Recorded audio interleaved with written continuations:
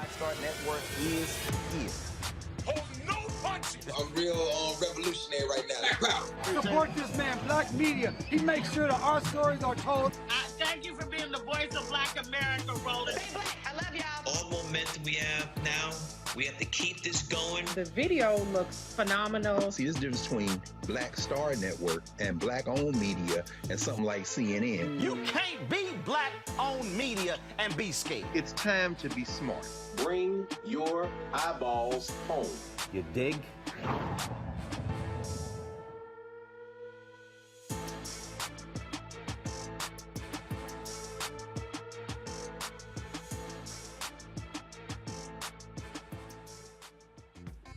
Today is Monday, March 7, 2022, coming up on Roland Martin Unfiltered on the Black Star Network.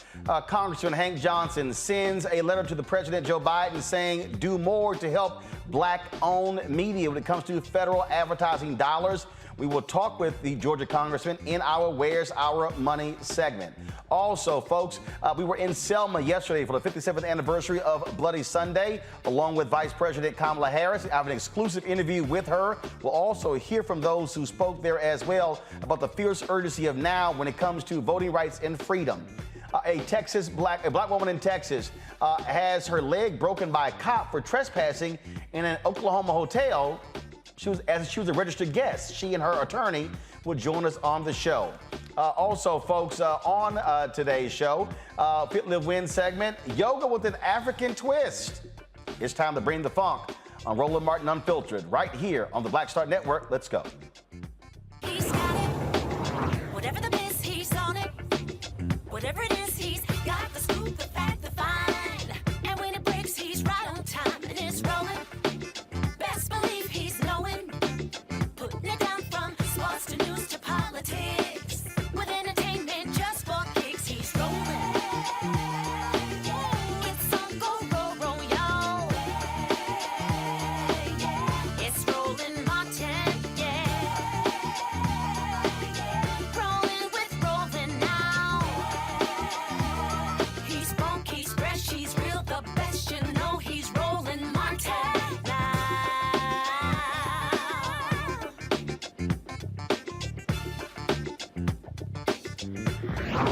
Martin.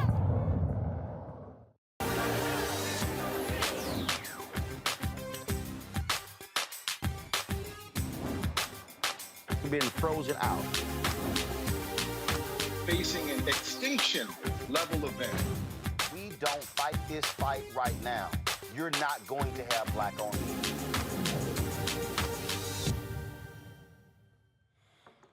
Folks, we have been talking for years about the lack of funding that Black-owned media is receiving from the advertising industry. But it's not just the general market.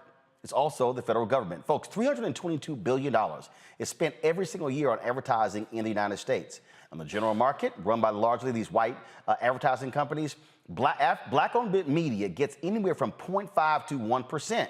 Now, you would think we would be doing better when it comes to the federal government, when the fact of the matter is that it's not the case. The General Accounting Office did a study at the behest of Congresswoman Eleanor Holmes Norton in 2018. It showed that over a 5-year period, $5 billion was spent by the federal government.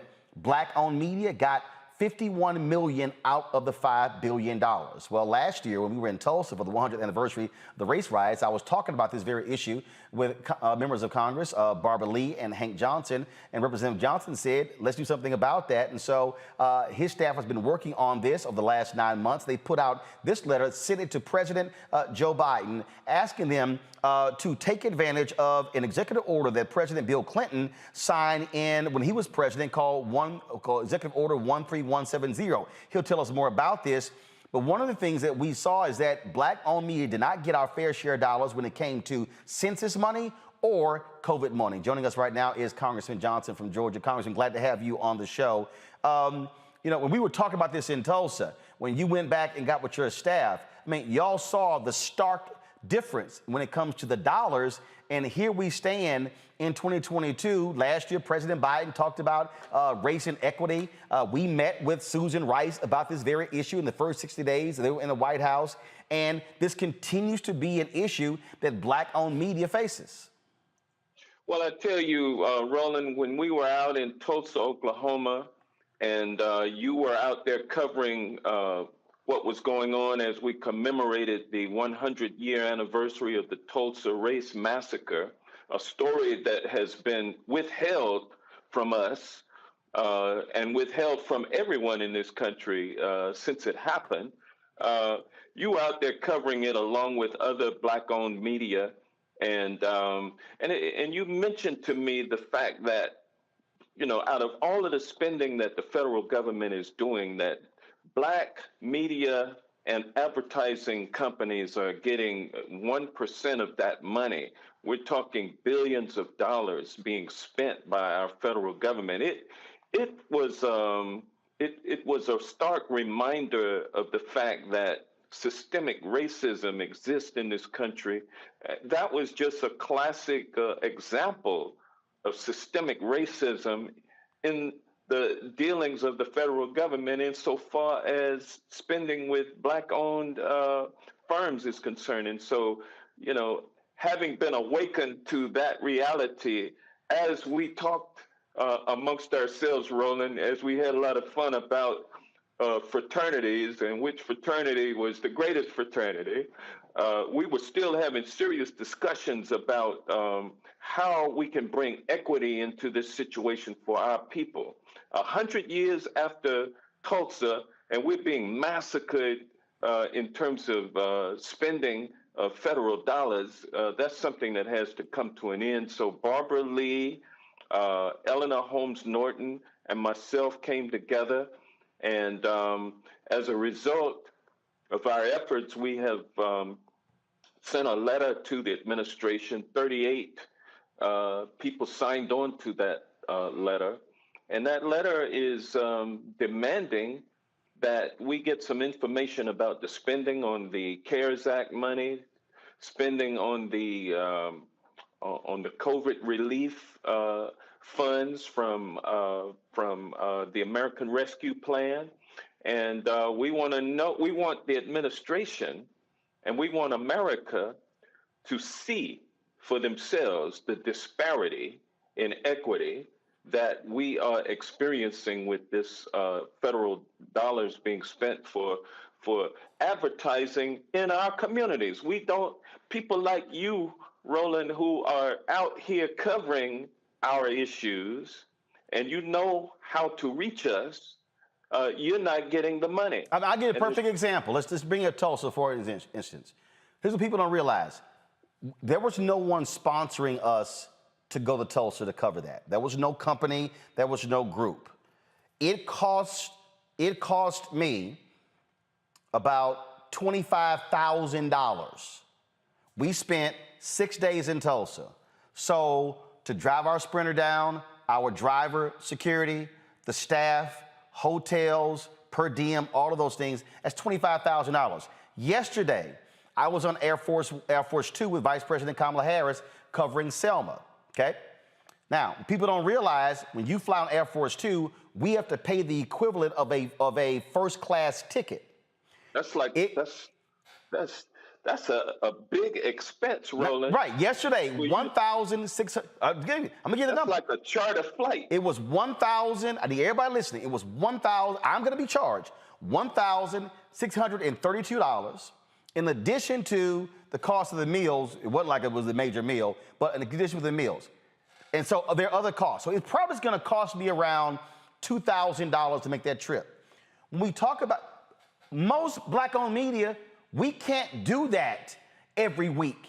We can't do that. And so guess what happens? We don't cover it. Yesterday, not one major network, Congressman, covered the entire Selma event. Some people only carried her speech. On the Black Start Network, we covered the entire event, all 17 speeches, including the walk across the bridge. That's why when we get frozen out of the dollars, we can't cover this kind of stuff. And you know what, Roland, when people talk about the rise in crime and they're afraid of the black males and what is going on, nobody has any hope about the future. Well, the story that mainstream media tells us about ourselves teaches us to hate ourselves, to not value our own lives.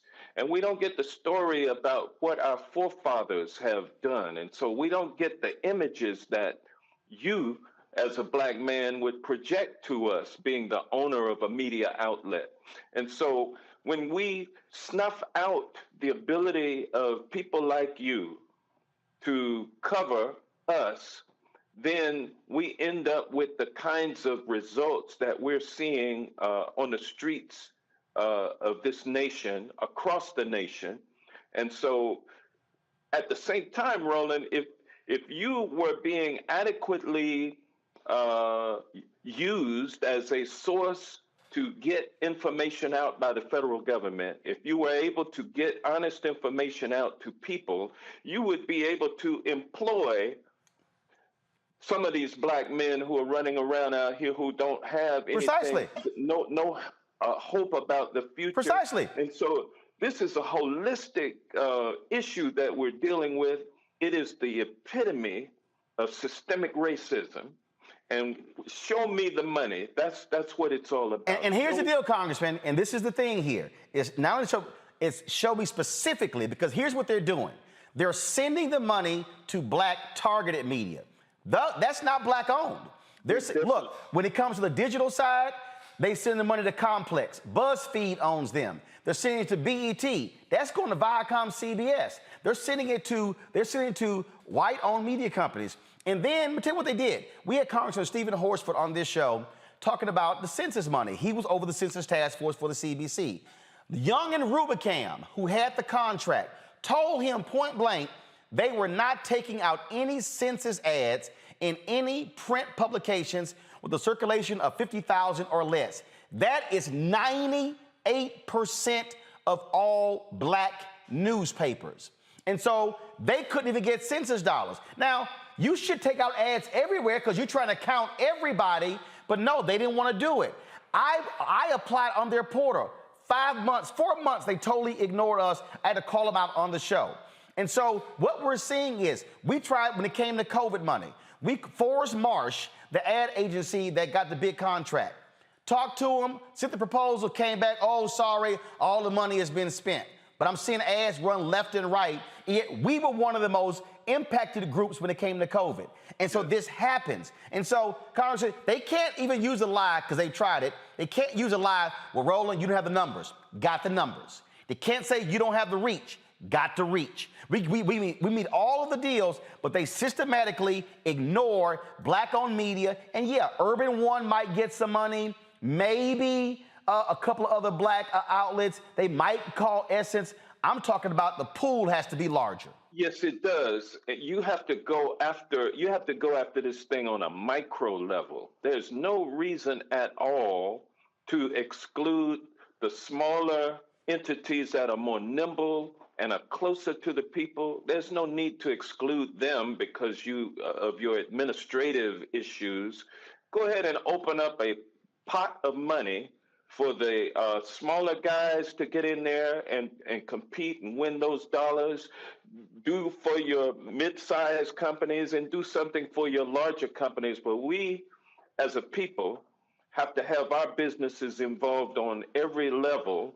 And the federal government, quite frankly, Roland, owes this to us. When you talk about reparation, folks get scared. Folks don't want to hear about that.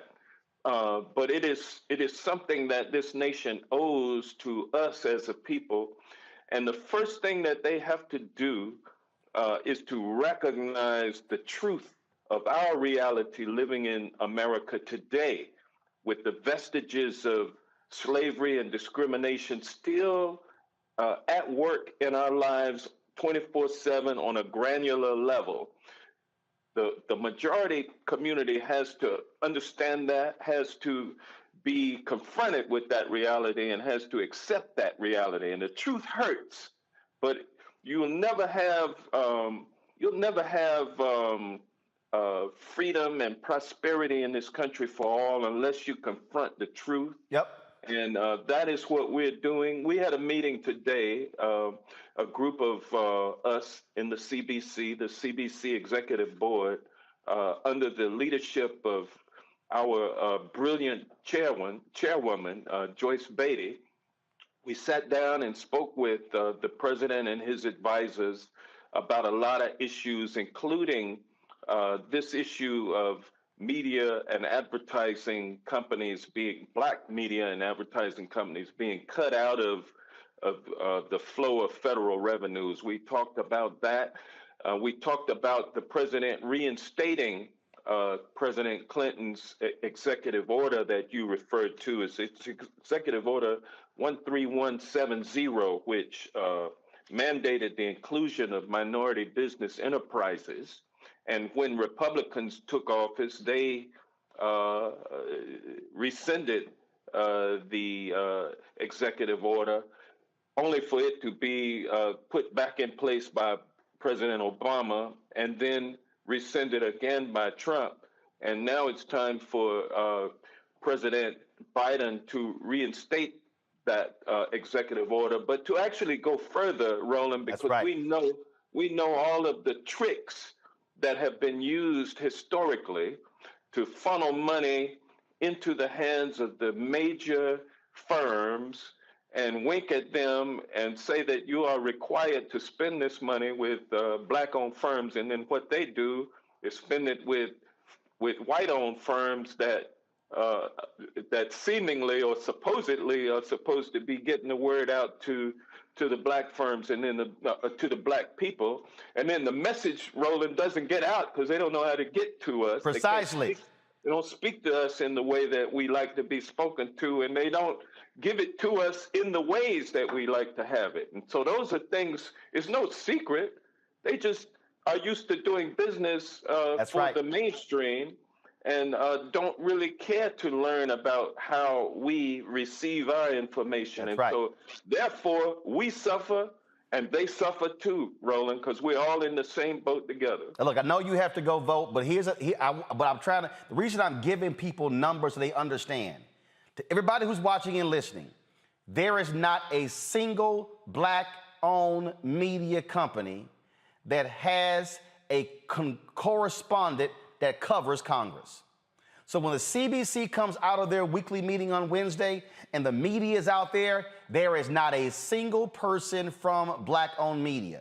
At the White House, Ebony McMorris was with American Urban Radio Network. April Ryan works for Byron Allen's The Griot. That's it at the White House. And I said this to Congresswoman Joyce Beatty, and I said to numerous other members, with $1 billion being spent, imagine if black-owned media got 10% of the billion, that means that black-owned media would get $100 million. Let's say I got 2%. Let's say I got $2 million of the $100 million, okay? That's 2%. That's 2%. Let's just say 2% of the $100 million. Congressman, in 60 days, I could have 3 people hired, 3 African-Americans hired to cover the CBC. And so when you talk about, people say, man, I don't know what the CBC doing, because white media don't cover the CBC. They don't cover the issues because we simply can't afford to pay somebody $80,000 to $100,000 to solely cover Congress. We simply don't have the money because the advertising agencies and the companies who make excuses will not spend the dollars. And so, as Frederick Douglass said, we ain't got no choice but to call them out. Roland, Final word, go ahead. When the little children are on the set watching you handle your business in a professional way, it gives them an idea that, hey, I can do that one day. I'd like to do that. Not just do it, I can own it. Yeah, that's right. I can own it. If they can see it, they can be it. But if they don't see it, then we end up lost in the desert, in the darkness. That's where our children are today. That's why we're suffering from the crime that is out there. Let's all wake up, Roland, realize and deal honestly with the facts, and then let's move forward with a plan to repair the damage that we have been sustaining for the last 401 years since we've been in this country, 402 years. Well, look, I hope after y'all meeting, the White House moves on this, is aggressive with this, reinstates Executive Order 13170. Congressman Hank Johnson, we appreciate it. We're going to keep covering Roland, this. Yes, sir. Can I tell your audience, we're gonna be on Rep Hank Johnson on my Instagram page. You and I on Saturday, I believe it's 4 o'clock. So y'all tune in for that. We're gonna have some more discussion. Yes, about sir. this and other issues. Yes, sir. I appreciate it. Thank you so very much for your leadership on this. Thank you, sir. All right. Thank you very much. I want to go to my panel, Dr. Julian Malvo, Dean of the College of Ethics Studies at California State University in Los Angeles. Dr. Omokongo Dabinga, Professorial Lecturer, School of International Service at American University. Reverend Jeff Carr, founder of the Infinity Fellowship in Nashville. You heard Congressman Johnson there talk about that letter. Here's what's very interesting about the letter he's talking about, Julian. There are 56 members of the Congressional Black Caucus. 38 signed the letter. Now, again, what I want people to understand is that as we talk about this issue, as we talk about in terms of what's get covered, what doesn't get covered, Julian, you know, it comes down to the money. It's always the money in America. And as somebody who I have, and I need people to understand, because see, some of y'all listen to these old dumb, ignorant folk who call themselves new black media.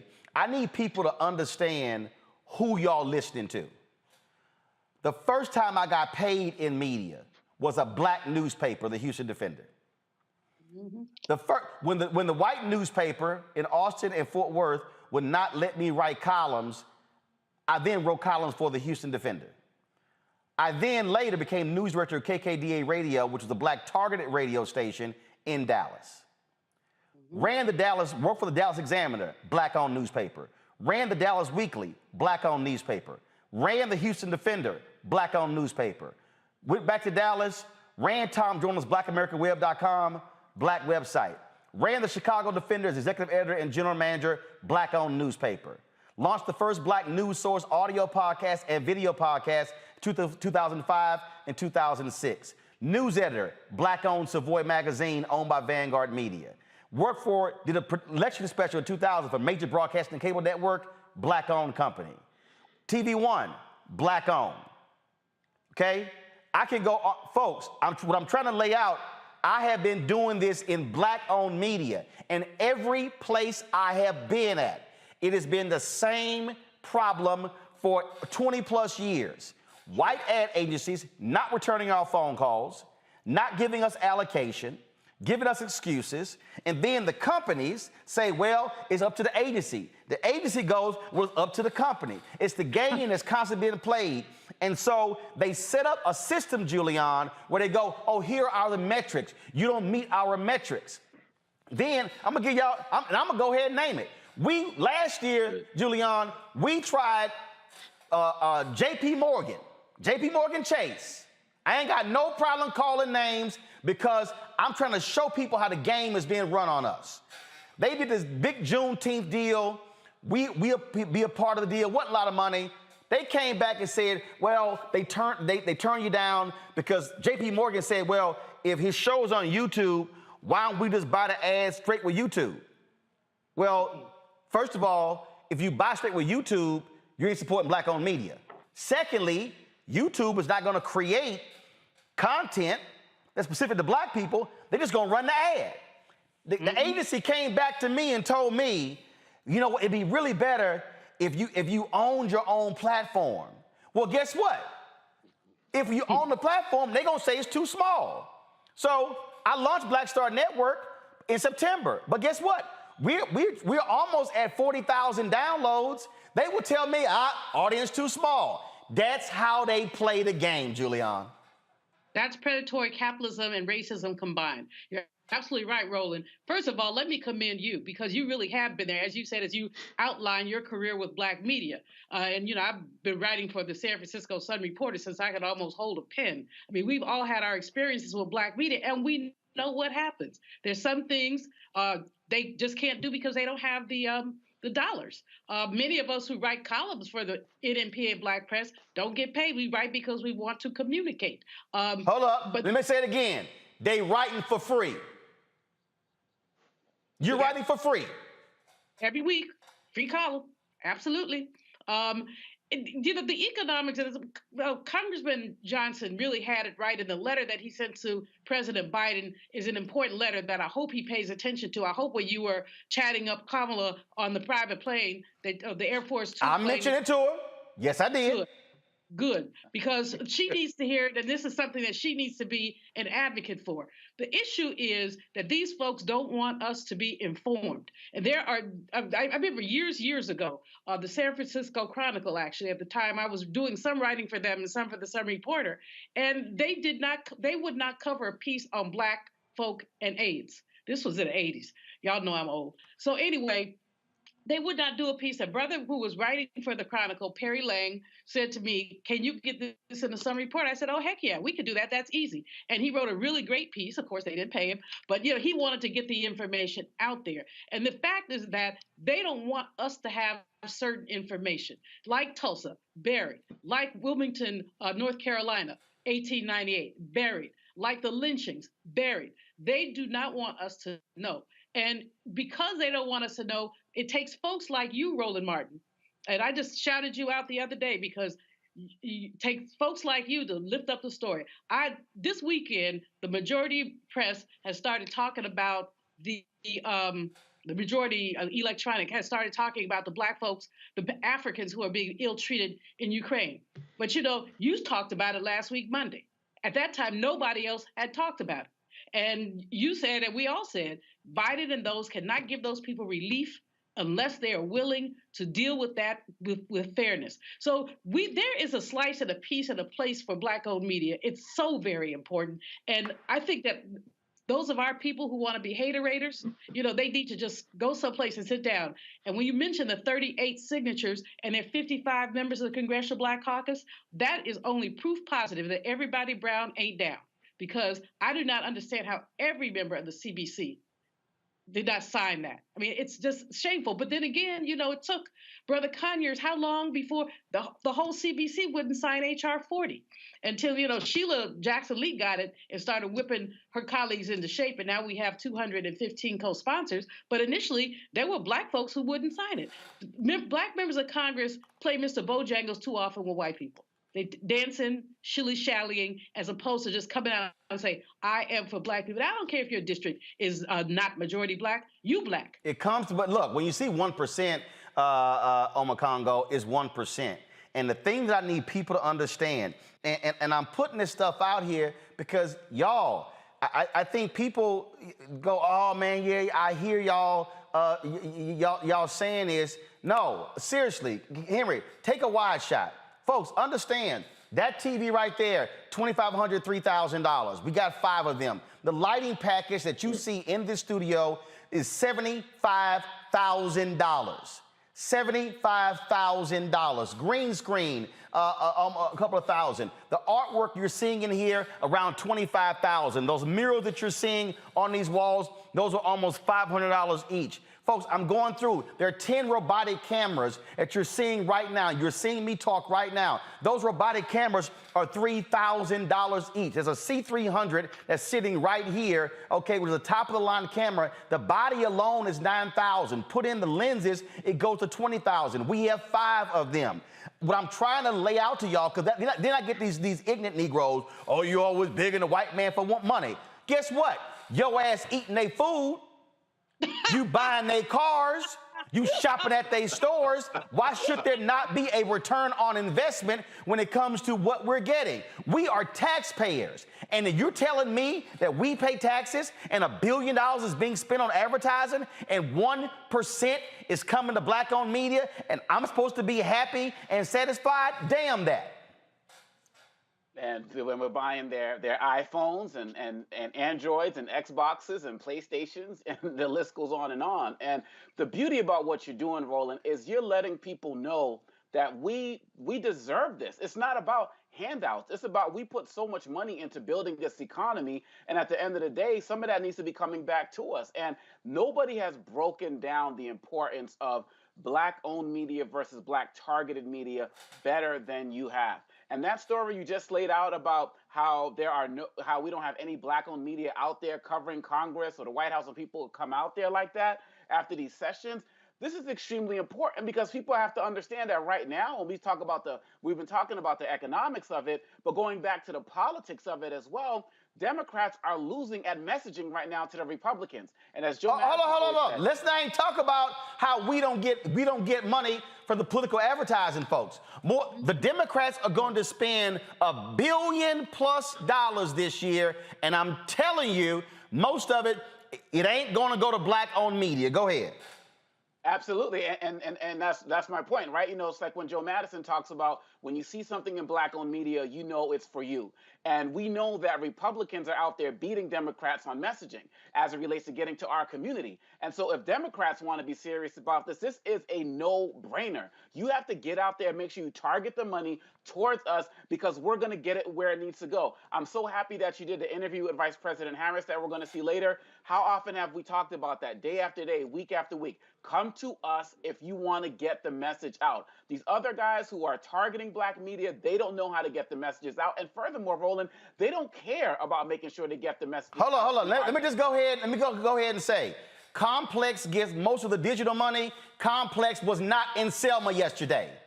BET gets a lot of that money. BET was not there yesterday. And let me go ahead and say it. Hey, Urban One, as TV One, I worked there. It's all good. Radio One, I ain't see, wasn't nobody on TV One there as well. So look, I'm not even just talking about black targeted, black owned.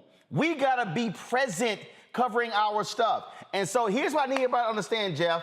Look, I sent that letter from Johnson to all these other black-owned media people. And look, I have said to all of these people, we should be amplifying his letter, amplifying this story, and we do the same thing conservative media does, Jeff. When one of us does this, let's amplify each other. I ain't got no problem calling names. I sent this email to Londale. No, do not show email. Do not show that. Take it off. I don't want emails being shown. I'm going to read it. I said to Londale McMillan at The Source. I sent to Paula Madison at the Africa Channel. I sent to Detavio Samuels and Diddy at Revolt. Michelle G at Ebony. Morgan DeBond at Blavity. Alfred Liggins at Urban One. I sent it to Butch Graves at Black Enterprise. I sent it to Byron Allen. I sent it to Carol H. Williams, the Carol H. Williams Agency. I sent it to Kathy Hughes at Urban One. Sent it to Don Jackson. I sent it to Rich Dennis at Essence. I sent it to Kevin Perry with KVSP. I sent it to Munson Steed. I sent it to Ice Cube. I sent it to Sheila Eldridge.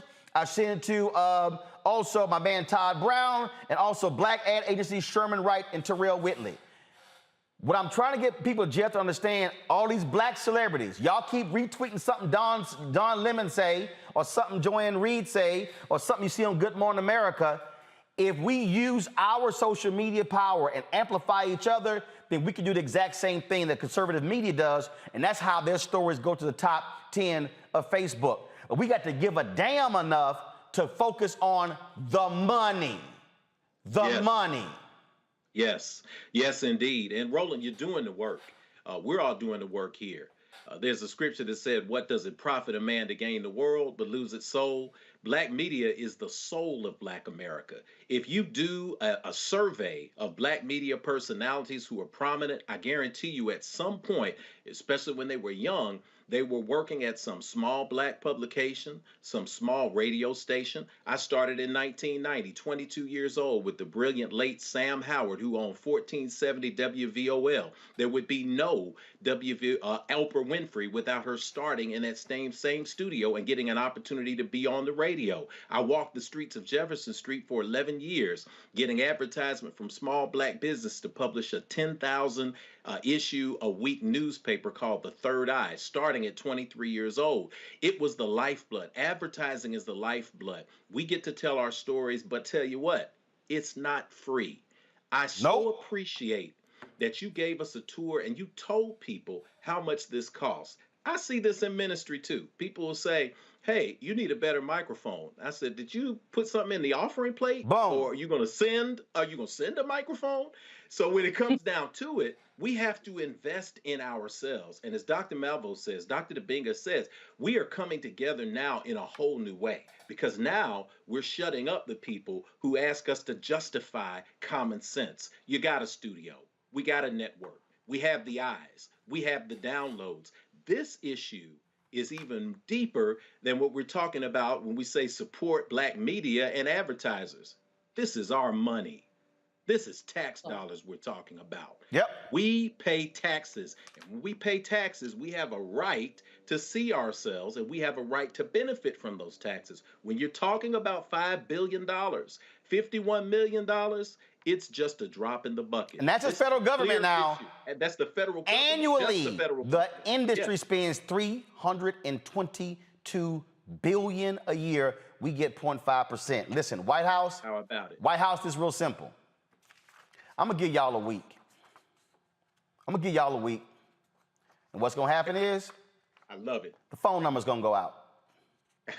Hey, Roland, can I interrupt and give you a saying to share with them? Go ahead. You're saying, I'm gonna give you a theme to you. Real quick. No taxation without representation. Yo, that's it. And I'm telling you, all folks holler, black agenda. Reinstate that executive order 13170 and audit every single federal agency to add contracts to see who the money went to. That needs to happen. So look, White House, I'm looking for a response. I've been talking to y'all now 15 months. Don't say you just heard. Am I clear? Going to a break. We come back. We're going to talk with an Oklahoma woman, a Texas woman, with her leg broken in Oklahoma at a hotel where she was a paid guest. You're watching Roland Martin Unfiltered on the Black Star Network. Back in a moment.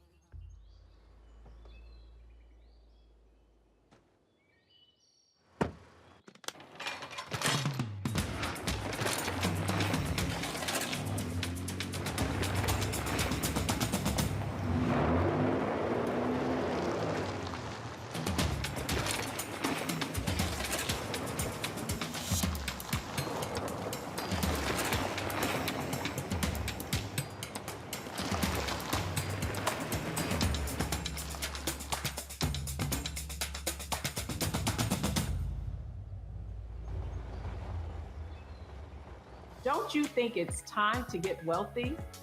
I'm Deborah Owens, America's Wealth Coach, and my new show on the Black Star Network focuses on the things your financial advisor or bank isn't telling you. So watch Get Wealthy on the Black Star Network.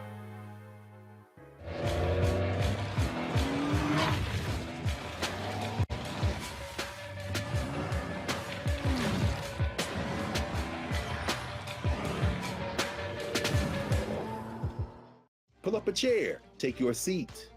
The Black Tape with me, Dr. Greg Carr, here on the Black Star Network. Every week, we'll take a deeper dive into the world we're living in. Join the conversation only on the Black Star Network. Hi, I'm LD Barge. Hey, yo, Peace World, what's going on? It's the Love King of R&B, Raheem Devon, and you're watching Roland Martin Unfiltered. A Texas woman is now suing a city in Oklahoma after being violently slammed by police officers, breaking her leg. Candace Jefferson was visiting her sick grandmother in Oklahoma when she was accused of trespassing in a hotel where she was a registered guest. She spent a night in jail and suffered from a host of physical and mental problems from the encounter with the Dale City Police Department. Candace Jefferson and her civil rights attorney and founder of Justice for Greenwood Project, Damario Solomon-Simmons, they join us right now. I'm glad to have both of you here. Candace, first of all, when did this take place? I'm sorry, I didn't hear you. What'd you say? When did this take place? It was May 18th, but in the middle of the night, so it ended up being May 19th, which was actually around 3 to 4 days before George Floyd was killed. So walk us through what happened. Were you just walking down the hall? Were you in the room? Were you in the lobby? What happened? Originally, we were in the room. with our kids, and we were all in my godbrother's room, and we were told that we were being too loud. So me, my godbrother, and my nephew and my cousins, we went outside to talk. So we went to accommodate the hotel clerk by going outside in the front. And then the next thing you know, the police pulled up. So the police pull up, and then what happens?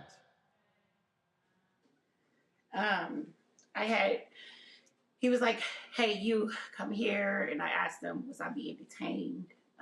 He told me, no, I wasn't, but I had to get off the property. And so I did ask him 2 or 3 times first if I was being detained when he asked me to come here. He kept telling me no. So when I tried to leave to go get my kids because they were upstairs asleep, he told me I had to get off the property, and I said I would go get an attorney. Hold up, he told you to get off the property, but you got a room key. I did. Right. Did he bother to go to the front desk? No, and my kids were upstairs asleep. Damario, I'm trying to understand here because, okay, if you roll up and if you suspect someone of trespassing, I mean, isn't there a process? You might start with the front desk. Hey, first of all, was the cop just driving around, or did someone call? That's the thing, Roland, and that's why we were actually suing both the hotel and the Dale City Police Department, because the hotel actually called the police and said that she was trespassing. She no longer had a right to be there, which was totally false. Wait. The hotel said she was trespassing? Yes, the hotel says she needed to leave the premises because she had allegedly violated some unwritten rules about that they couldn't be talking. And they said that they were being too loud. And so the hotel said that she was no longer allowed to be there, actually called the police. The police show up, they go to Candace, and as Candace stated, and this is all in the police reports. This is not something we're making up. This is actual factual, where the officer even states himself that when Candace said, am I detained? Which is what we teach our people to do. And he said, no. So she said, okay, I'm gonna go to my lawyer's room, who is her sister. And she started going to the lawyer's room, and you can see he puts his hand on down towards his waist. She's very afraid. And then he treats her like a violent, armed felony criminal who's burglarized and is gonna cause some problems to people. And let's see, you see on this video, Roland, that this officer is an African-American. He's Black. So as the sister said earlier, just because you're brown don't mean you down. And in fact, the clerk was African-American also. Calling the police on Black people for these unnecessary police contacts leaves people like Candace, a mother of 6, a student, a worker, a loving family member with a broken knee, a broken leg. She's still in pain. She's still having PTSD syndrome. She's still going to actual therapy. This was totally, completely unnecessary. I mean, this is it. So what was the response from the police department? What has been the response from the hotel? Well, the hotel said that they didn't do anything wrong, and the police department feels the same exact way. And that's why I tell your listeners right now, if they want to call the Dale City, Oklahoma city manager, the number is 405-677-5741. That's 405-677-5741. Tell them to do the right thing as it relates to Candace and her children, and also to discipline this officer. His name is Ronald Neal. Again, that officer's name is Ronald Neal. To our knowledge, he hasn't faced any sort of discipline for slamming Candace down to the floor in such a violent manner. And we see this all over the country, but particularly for Black women who are being violated by police officers without any accountability. But I'm so proud that we get an opportunity to represent and fight for Candace and her beautiful children. We hope and fight for them to get accountability and justice against Dale City and Spring Hill hotels. Unbelievable. Candace, we sorry that you had to endure that. We thank you for joining us, sharing your story with us. And Damario, certainly keep us abreast of how this case moves forward. Absolutely. Appreciate you, Ron. Appreciate everything you do. Appreciate you. All right. Thanks a bunch. All right, folks, some breaking news. The Supreme Court will not stand in the way of lower court rulings where the Republicans are angry when it comes to gerrymandering. This is out of North Carolina and Pennsylvania. This is what Politico writes. The twin orders handed down Monday afternoon are short-term losses for the GOP, but they left open the possibility that at least some of the Republican-appointed justices would embrace a once fringe legal theory that could drastically reshape the rules under which federal elections are run in some states. What we saw take place here on Macongo was that the Republicans wanted to severely gerrymander these districts to take advantage of their political power, but they lost in the state courts. In fact, they've been losing in a number of courts. There are a consortium of groups that have been fighting this battle. NAACP Legal Defense Fund, Lawyers Committee for Civil Rights Under Law, Mark Elias and his law firm, Black Voters Matter has been one of the parties as well. And they have been losing in Ohio, Pennsylvania, North Carolina. They've been losing in Kansas as well. And so what we are seeing, again, this is what happens when you actually fight. You don't give up. You fight against these sort of actions. And it's potentially, by them stopping Republicans from severely gerrymandering, Democrats could actually hold on to the U.S. House when it looked like the Republicans were going to gerrymander themselves into majority. Absolutely. And like you said, the fight is continuous. And when we talk about 57-year anniversary with Selma and the like, this is what we have been part of historically. Every single district, every single county, if we don't fight for it, we are going to lose it. We have to remember, and we saw this when the Voting Rights Act was gutted in 2013, that whatever we don't fight to maintain, we are going to lose. The Republicans only care about maintaining power in every way, shape, and form. And so we have to stay educated, we have to stay active, we have to stay out there in these streets, and we have to stay in these courts. That was one of the main reasons so many of us came out against Trump, was because we couldn't give him access to the Supreme Court, and he got 3 justices. And with all of that, we're still fighting. And this is also more reason why we need to not give up on getting the federal voting rights legislation passed, the John Lewis bill. We have to do this because they're never going to stop. And Eric Holder, like you said, NAACP Legal Defense Fund, they are not giving up, and they need our continued support. And we need to keep up in speaking against this. Not only it's important to get out there and protest and march, that's really important, but we got to keep fighting in the courts as well. Otherwise, it's all going to be for naught. So I commend all of the organizations that have been fighting on this, and I commend you, Roland, for keeping this in the forefront.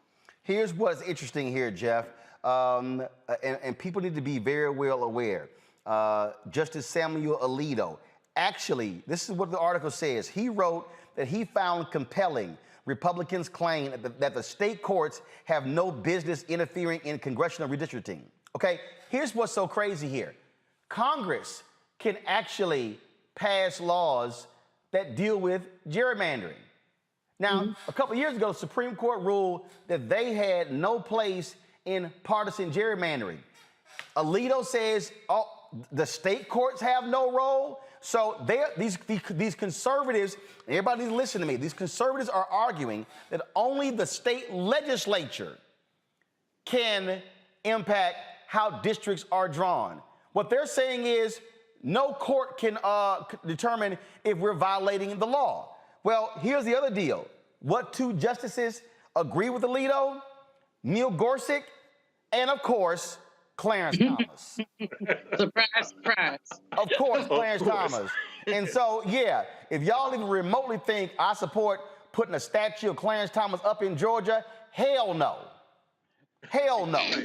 You might support putting a statue upside down in Georgia because that's where Clarence Thomas ends up voting most of the time.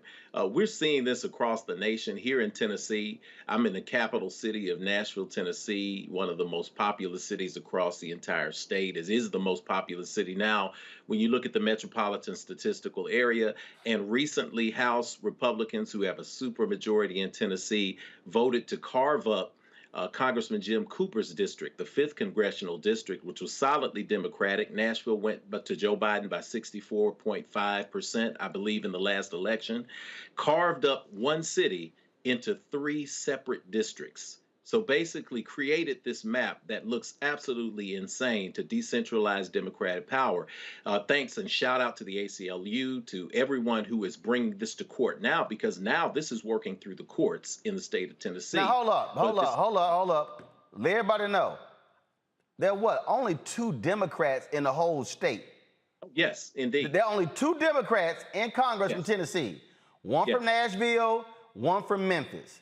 Yes. I think the Republicans have, how many, is it 10 members of Congress? They have 9. I think it's 10, but they'll add 2 more. Y'all, they got an 8-2 advantage. Yes. They like, damn that, we want 9-1. And they can figure out how to carve up Memphis. Hell, they'll make it 10-0. Oh, and that's what's happening. But that's why it's important that we fight. It's why we get this conversation out here. It's why the Supreme Court opportunity gives us an opportunity to now focus on making sure that we don't reinforce white minority rule. And that's what they're going for, and that's what's happening here. And I'm a Congo to all people out there. Again, I hear all these old loudmouth Negroes, you all should talk about support the Democratic Party. Oh, y'all, let me explain something to you. Again, let me lay it out again. Right now, it's 50-50 in the U.S. Senate. Right now, it's 50-50. You've got elections coming up. Republicans are targeting Arizona, Nevada, Georgia. If Democrats hold on to those seats, why is it important? Republicans not to win in Florida, North Carolina, Wisconsin, Pennsylvania, Ohio. That's 5 seats. Let's say Republicans keep Florida and Ohio. Democrats win Wisconsin, Pennsylvania, and then North Carolina. That means the U.S. Senate will be 53-47. That means that Senators Kristen Sinema and Joe Manchin don't hold the whole Senate hostage. Now, all y'all sitting here watching, again, who don't know shit about politics because you ignored civics when your ass was in school growing up. If the Republicans control the Senate, they could block any, listen to me clearly, let me talk as slow as possible for some of y'all who don't know a damn thing about what I'm talking about. If the Republicans control the United States Senate, that means that anybody who Joe Biden wants to appoint to a position in government must be confirmed by Republicans. Right now, the Republicans are holding up more than 100 of his appointees. That means they control federal judges. That means the very people who are ruling on civil rights cases, who are ruling on voting cases, who rule on federal police consent decrees, they will control who gets on. So y'all can sit here and tell me I shouldn't be saying elect a Democrat. No, what I'm saying is we should be putting pressure on those Democrats running to say, do you support our agenda? Do you support our issues? Where do you stand? Because we know exactly where the Republican candidates stand. And when a William Barr can go on his book tour and talk about how Donald Trump is the reason for January 6th and talk about the incompetence of Donald Trump and then get asked, would you vote for Donald Trump if he is a nominee in 2024? And Bill Barr said yes. That's all you need to know about today's Republican Party. There ain't a Republican in America who's a MAGA supporter or a Trump supporter who deserves to be in office. Period, bottom line. Period, bottom line. And this is where sophistication comes in as it relates to the political process. So much of what we're seeing right now with this redistricting and gerrymandering, if we were able to get the voting rights legislation passed, these things will start to go into effect this year to help us get some of the protections we need going into the midterm elections right now. We need to make Manchin and Sinema completely obsolete right now, because if we don't do that, like you said, the Republicans getting with the Senate over 100 people who have their confirmation held up, we are going to continue to go backwards. My oldest child is 15 years old. She has lost more rights since she was born in the last 15 years because of the shenanigans that Republicans are playing to try to oppress us at every single turn. She's going to be voting in 3 years. But what rights is she going to have if we don't fight to keep them? And so, like you said, if we can get it to 53 seats, there is so much on this agenda that we can get past. But we also, like you said, have to make sure we're keeping pressure on the Democrats, because some of them, kind of agreed with Manchin on some of these things about the filibuster and so on and so forth, until we started calling him out on networks like this, and all of a sudden it's like, oh no, I support it, I'm good, I support. No, we got to keep the fire up, because just because you're Democrat, it doesn't mean that you're automatically going to support us. Right. We got to keep the fire to them as well, and we got to make sure that going into these midterms, we got a good chance, man. I hate when people say that, well, the opposing party generally wins the midterm. You're going to tell me after an insurrection, after all of the stuff that's going on with a twice impeached president and all of the ignorant things that they're doing in media right now with their misinformation campaigns and their anti-COVID policies and all of this, and critical race theory, quote unquote, banning, and the don't say gay bills and all of this, that they still have a shot to win at the end of the year? That should be nonsense, and it'll be nonsense if we make that the case. You know, Julian, is interesting. I got some dude named Christopher Perkins on my YouTube channel page. He goes, symbolic bullshit, Roland. It means nothing. No reparations, no vote. Okay, Christopher. What? No, literally, that's literally. Those crazy, Roland, those are those crazy ADOS people. They are really, truly unhinged, and they all need to be sent to mental institutions. Because Frank and they're evil, they're vicious. They're probably gonna come after me again. They already threatened me a couple of times, and I'm still here. So bring it, y'all. And let's be real clear. It ain't like you a newbie on the reparations thing. No, true that. I've been there forever. I've been there since undergrad, and that y'all know that was like a few centuries ago. Just kidding. Somebody would take me literally. But the point is that these idiots. You can't say reparations or nothing. We have made tremendous progress with reparations. H.R. 40, as I mentioned earlier, now has 215 co-sponsors. NARC, the National African American Reparations Commission, led by Dr. Ron Daniels, has been doing yeoman's work. In fact, we're doing a town hall in New Orleans on Saturday. Sheila Jackson Lee has been a tremendous champion. The fact is that we got white folks now who are co-sponsoring reparations legislation. So we've moved it. But here's the other fact. We know that if it comes out of Congress, which it may, it's not going to go through the Senate, because you really laid out 50-50. You know Joe Manchin ain't going to vote for reparations. He won't even vote for voting rights. And so these people who say we won't vote unless we get reparations, then you want to be a slave. Then you really want to be a slave, because we know that Democrats are woefully imperfect, but they are exponentially better than the orange orangutan in his party. We have not gotten what we should have gotten from the Biden administration to date, but a show maybe a month ago, you laid out what HBCUs will get and stand to get through President Biden. But also, Julian, a whole bunch of us who's sitting here running our mouths, we ain't done shit. We ain't called nobody, we ain't text nobody, we ain't emailed nobody, we ain't showed up at no damn town halls. And there's a whole bunch of people like, we ain't got nothing. What you gonna do, nothing? But that's all, they are nothing. They are nothing, because the fact is, we know what politics is about. These people who don't, like you said, they didn't miss civics, they flunked civics. They totally flunked it. And you have black people walking around with their chest poked out about, I don't vote. Well, then again, you ignorant and you want to be a slave. That voting is our fundamental right. And without voting rights, there are no other rights. If more of us had voted and we had 53 in the Senate, Cory Booker introduced reparations legislation in the Senate. But we know it's going nowhere.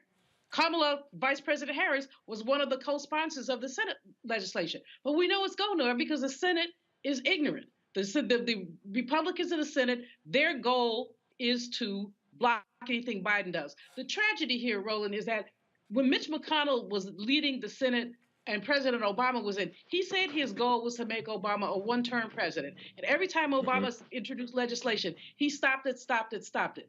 Biden should have learned from that. He should have hit the ground running. There's so many more things that he could have done, but he is not a president at heart. He is a senator at heart. So he run around talking about my good friend. Your good friend does not want me to have voting rights. I ain't studying your good friend. And he wants to be Kumbaya Joe. Well, Kumbaya ain't gonna get it when we are in the war. As black people, we're in a war for our lives. Look, I'm just going, and look, if y'all in Wisconsin, I'm telling y'all right now, Senator Ron Johnson got to go. Go to my computer. This is what that fool said today. GOP should be ready to repeal Obamacare if they take control of 2024. All y'all black people, guess what?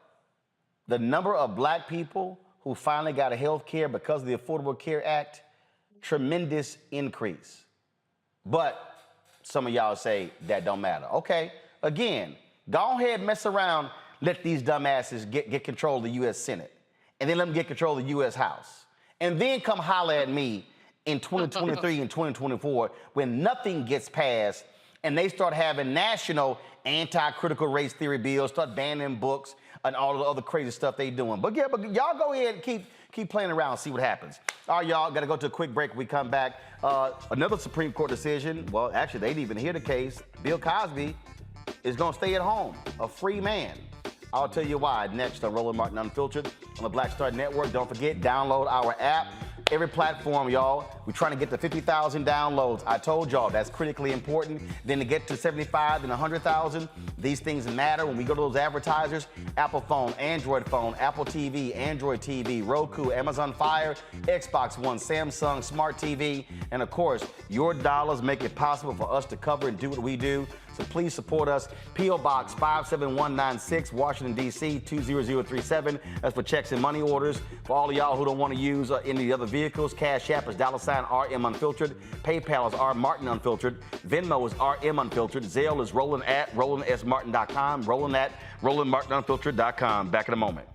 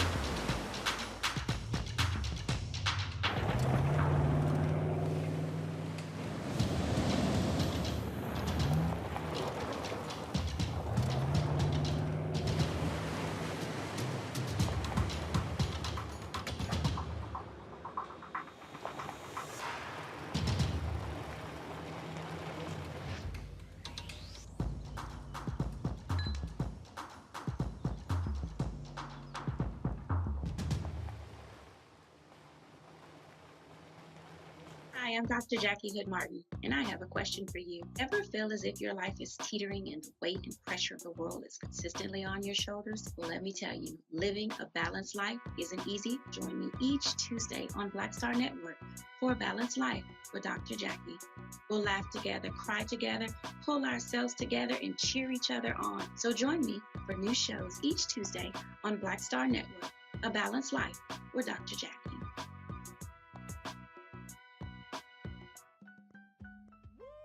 We're all impacted by the culture, whether we know it or not. From politics to music and entertainment, it's a huge part of our lives, and we're going to talk about it every day right here on The Culture with me, Faraji Muhammad, only on the Black Star Network. Hello, everyone. I'm Godfrey, and you're watching Roland Martin Unfiltered, and while he's doing Unfiltered, I'm practicing the wobble.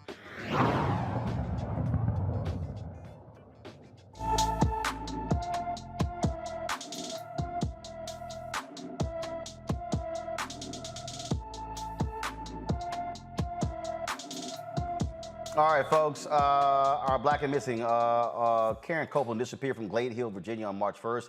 The 16-year-old is 5'15" inches tall, weighs 190 pounds with black hair and black eyes. She has a scar above his, Karen has a scar above his right knee and, and his ears are pierced. Finding him is imperative. He requires medication. If you have seen Karan Copeland, you should call the Franklin County, Virginia Sheriff's Office at 540-483-3000, 540-483-3000. All right, folks, the U.S. Supreme Court has rejected a bid to reopen Bill Cosby's sexual assault prosecution. Today, the court left in place an opinion by the Pennsylvania State Supreme Court that overturned Cosby's sexual assault conviction. Cosby was convicted in 2018 for drugging and sexually assaulting a woman in his home in 2004 and was sentenced to 3 to 10 years in prison. He was released from prison in June of last year after the state Supreme Court overturned his conviction, ruling his due process rights were violated by the new DA reneging on a deal that was struck with the previous DA. That particular deal required Cosby to give a deposition in the Andrea Constant case. So again, the Supreme Court doesn't even hear the case, and Bill Cosby will remain a free man. In Fort Lauderdale, Florida, folks, the police chief has been fired for allegedly practicing what they call reverse discrimination. Larry Scioto had been in office for less than a year, but was widely criticized for his approach to hiring and promotion by white people. Fort Lauderdale city officials believe the chief was unfairly focused exclusively on minority candidates. In one example, the chief bypassed a white officer with 20 years of experience to narrow the search between two men of color. Scioto allegedly explained that he decided by asking, quote, which one is blacker? That's what they claim. The former police chief calls the report vague on the facts and claims it was based mainly on hearsay. What's also interesting here, Jeff, is that he made a comment. He was looking at the hierarchy of the police department on the wall. He said that wall is too white. He said the city should be, the police leadership should be reflective of the city that we live in. Looks like a whole bunch of white officers were upset because he dared to actually give black and other minority officers a shot. Yeah, that's what it is. When we talk about systemic change, we often think about putting people of color in positions where they're making decisions. And we've not always seen that that's an effective way to do it, especially if people are concerned with keeping the status quo. What this police chief said was actually quite impressive. He said, quote, if I die on the Hill for promoting diversity, as I was charged by the city manager to do from the day I was hired, then I will sleep well at night. We've got to have more police chiefs like this. We've got to have more people in office who are willing to open the door and to blaze trails so that we can truly see some diversity. It seems like he put his money where his mouth is and he put his decision-making in place, and we see what the system did to protect itself and close him back into that blue wall. I keep trying to tell people, Julian, we're living in this age of white fear. You got white folks who do not like the fact that they now have to compete, and so it's like, how dare you? I've been here 20 years. That don't mean your ass good. Especially for a police officer. You've been there 20 years doing what? What's your record? I mean, how many people have you beat? Because we know that's what they do. How many people have you illegally or improperly arrested? You know, you're absolutely right. That is beyond white fear. They are petrified because by 2040, our nation will be majority minority. Now, they shouldn't be that petrified because, as I said earlier, everybody brown ain't down. We can't count on not only our Latino allies all the time, but we also can't count on each other. 16% of black men, or was it 18? I don't know, some ridiculous number, voted for the orange orangutan. So, you know, when you look at that, they should not be but so petrified. But the fact is that they don't like the fact that we are here, that we've been here, that we're going to be here. The whole fight in the schools, and you know, as dean of the College of Ethnic Studies, I have to deal with this very, very often. Of this fight in the schools. They don't want to hear our stories, but the curriculum must reflect our stories. California used to be Native American Indian land. It used to be, part of it used to be Mexico. Come on, y'all. You can't deny that, but they would love to be able to deny it because if they tell the truth, then it refutes the fact that they're superior. When they tell the truth that we reduced the wealth gap, Roland, more between 1880 and 1910 than we have done between 1910 and now. In other words, formerly enslaved people were more successful because until they passed those Jim Crow laws, we were doing it. They don't want to hear that, and they're going to have to hear it. And kudos to this police chief for standing his ground about diversity, and we need more like him. Makongo, the chief said, you know what, fine. The city said, no severance. He said, cool, y'all gonna get sued by me. That's real talk. I mean, it might not have seen from Do the Right Thing. I mean, he said, need more brothers on the wall, right? And quite honestly, everywhere we go across the country in every industry, all of the efforts to fight diversity or fight the improvement of diversity are being challenged. I'm seeing it in the school systems where I work. I'm seeing it in the government groups where I work. You're talking about all white people on the wall. And what are you talking about as it relates to community relations about the police? And he was not only just looking for black candidates, which is what everybody likes to just throw out there because race always takes primacy in terms of people getting upset first. He wanted to diversify it in terms of sexual orientation as well, with more members of the LGBTQ plus community as well. And so if you're really interested in building strong rapport with the community, you want to make sure that you have people that look like the community, or at least even if your community is all white, you still want to have diversity of representation in there because they can also serve as people who are going to be educators within the community. And this is DeSantis' country, Roland, and so we are going to see more of this. I mean, when you look at everything that's going on in Florida, as we talked a little bit about the school and the Don't Say Gay bills and the critical race theory, protecting the police department is right in line with everything else DeSantis is doing. And we have to support this officer in terms of what he was attempting to do and support other officers who are attempting to make their departments look more like the communities that they serve. And this is not a fight that is going to be won easily because we know that the police unions are probably on the side of those who fired him, right? And so we have to keep raising attention about this, keep raising awareness. And I hope he gets paid seriously with that lawsuit. Absolutely, folks. Look, going to a break. We come back. Selma. Yesterday was the 57th anniversary of Bloody Sunday. Vice President Kamala Harris was there speaking. We were there as well, covering it on the ground. And we'll show you what was said, and we'll talk about the continuing battle for voting rights in the United States. You're watching Roland Martin Unfiltered right here on the Black Star Network.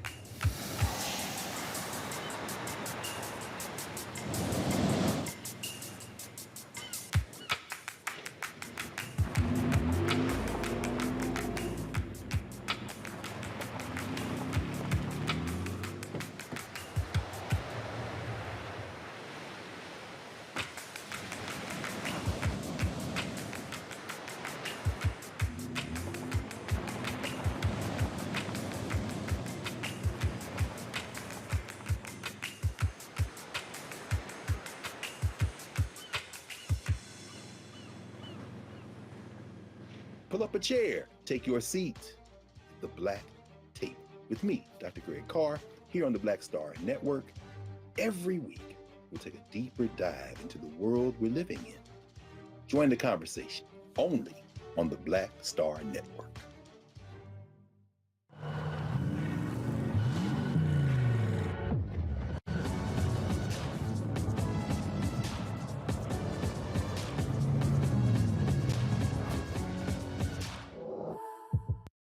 Hi, everybody. This is Jonathan Nelson. Hi, this is Cheryl Lee Ralph, and you are watching Roland Martin, Unfiltered.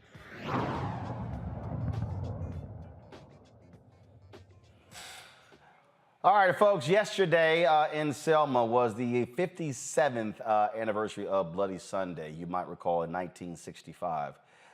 It was the battle for voting rights in this country. And it was the death of Jimmy Lee Jackson that sparked that, where people, where he was shot and killed by state troopers there.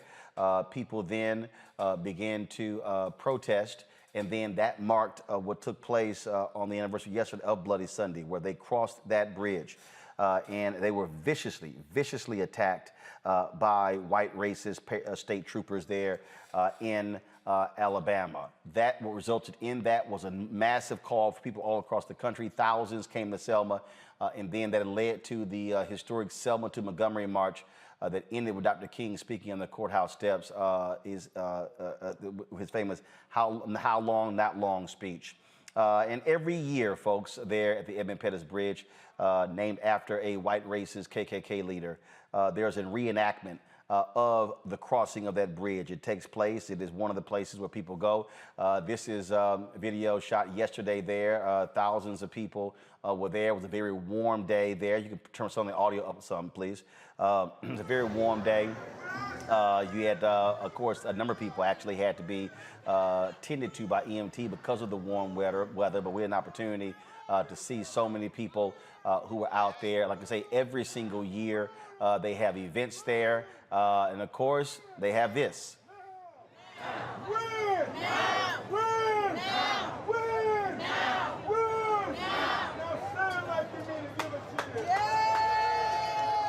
So what, of course, and what we did, again, like I said, we're talking to a lot of different people there. A number of dignitaries were there as well. You had Reverend Jesse Jackson Sr., Reverend Al Sharpton, Derek Johnson, CEO of the NAACP, Selma Mayor James Perkins, of course, folks from Black Voters Matter, Cliff Albright, Latasha Brown. You had the family of Ahmaud Arbery was there, his mother and father. They were there as well. Attorney Ben Crump, members of the Congressional Black Caucus were there. A number of people from all over, and we are so appreciative. We saw many of our supporters of Roland Martin Unfiltered who were there as well. A lot of people who were stopping me, telling me that they are contributors to our Bring the Funk fan club, like this woman right here.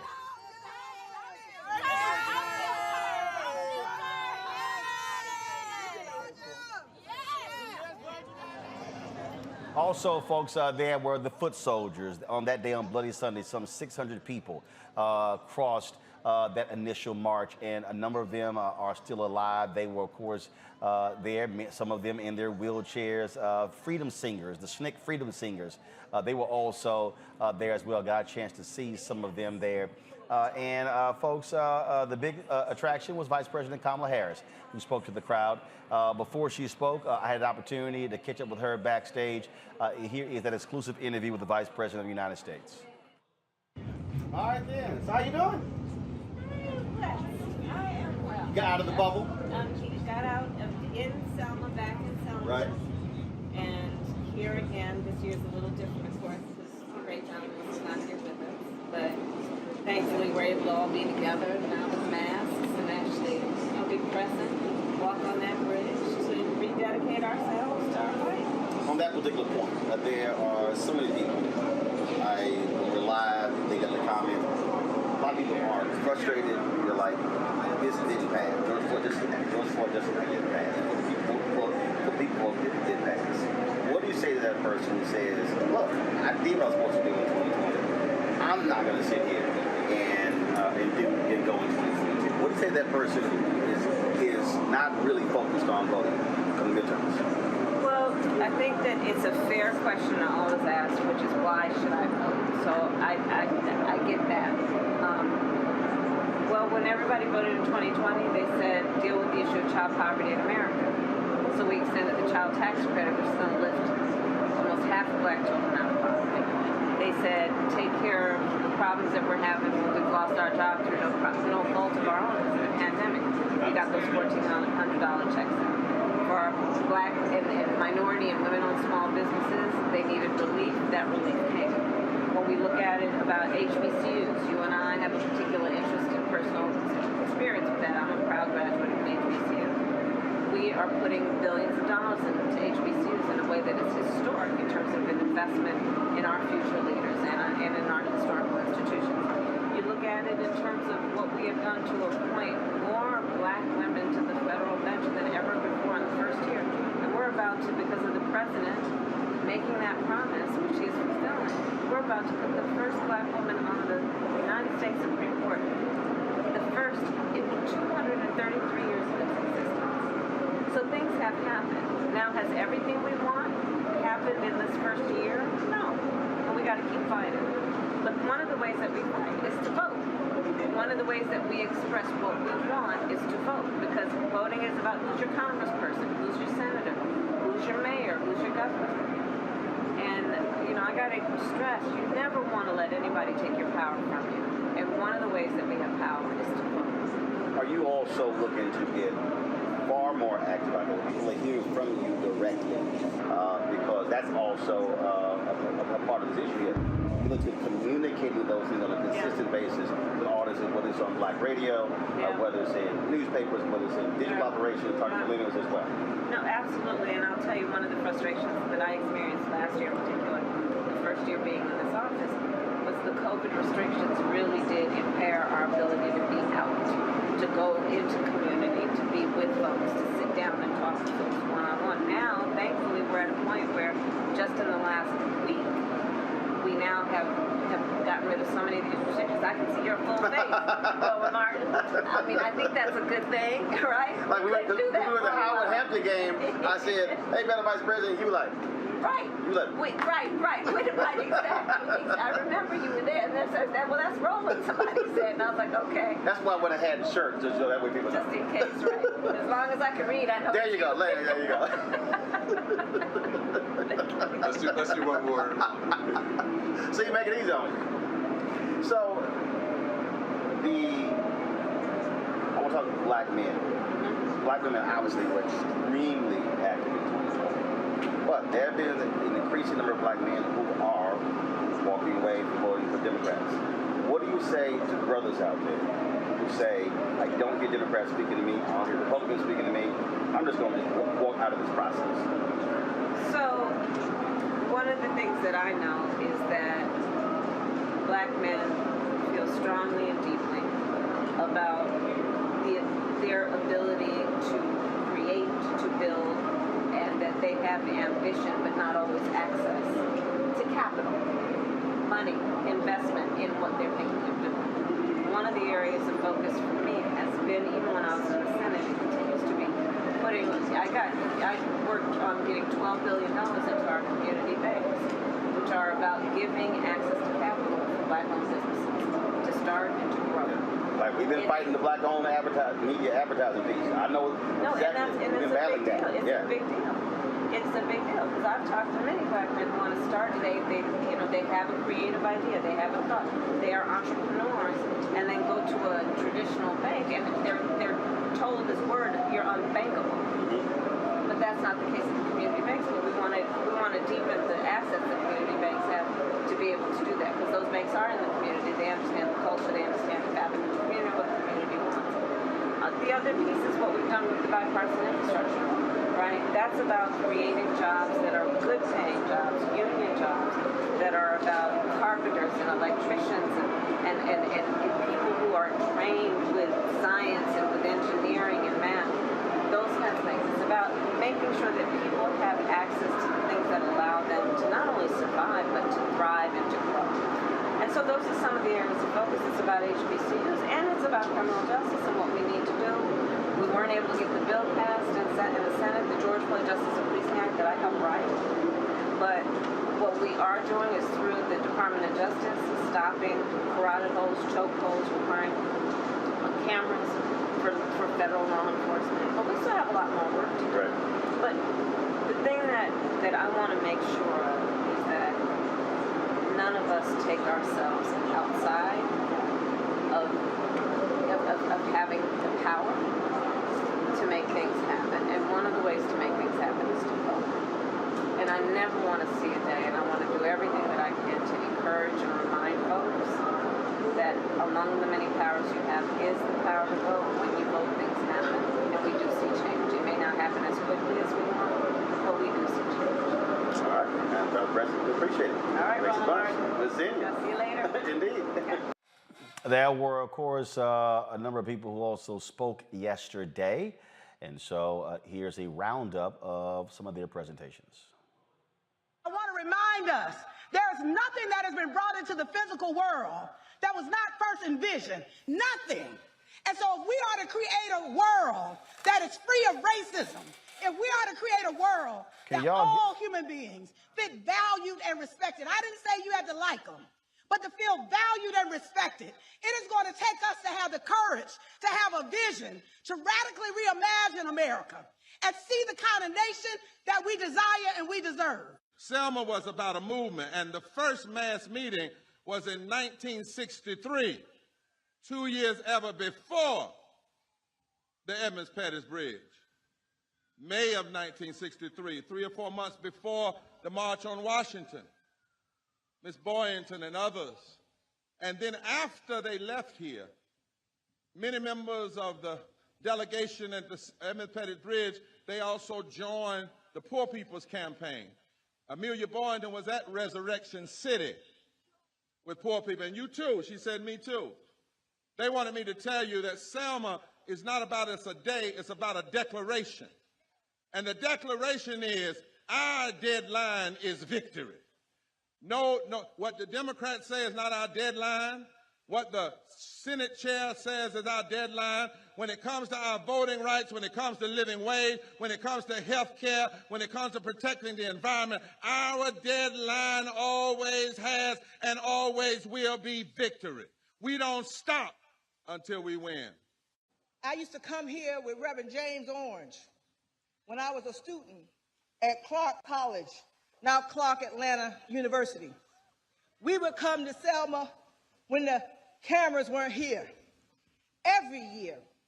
My sister Deborah Scott is here from Clark Atlanta. And we'd walk that Emmett Pettit Bridge and SCLC, Reverend Dr. Joseph Lowry and Mrs. Lowry, and Bernice and Martin and Andrea. We'd walk when there wasn't no cameras. I'm going to say it again.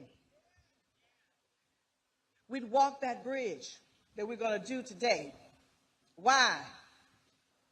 Because our freedom to vote has never really been the freedom to vote.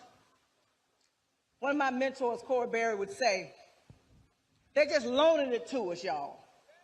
Because every 25 years, we have to go through reauthorization to enforce it.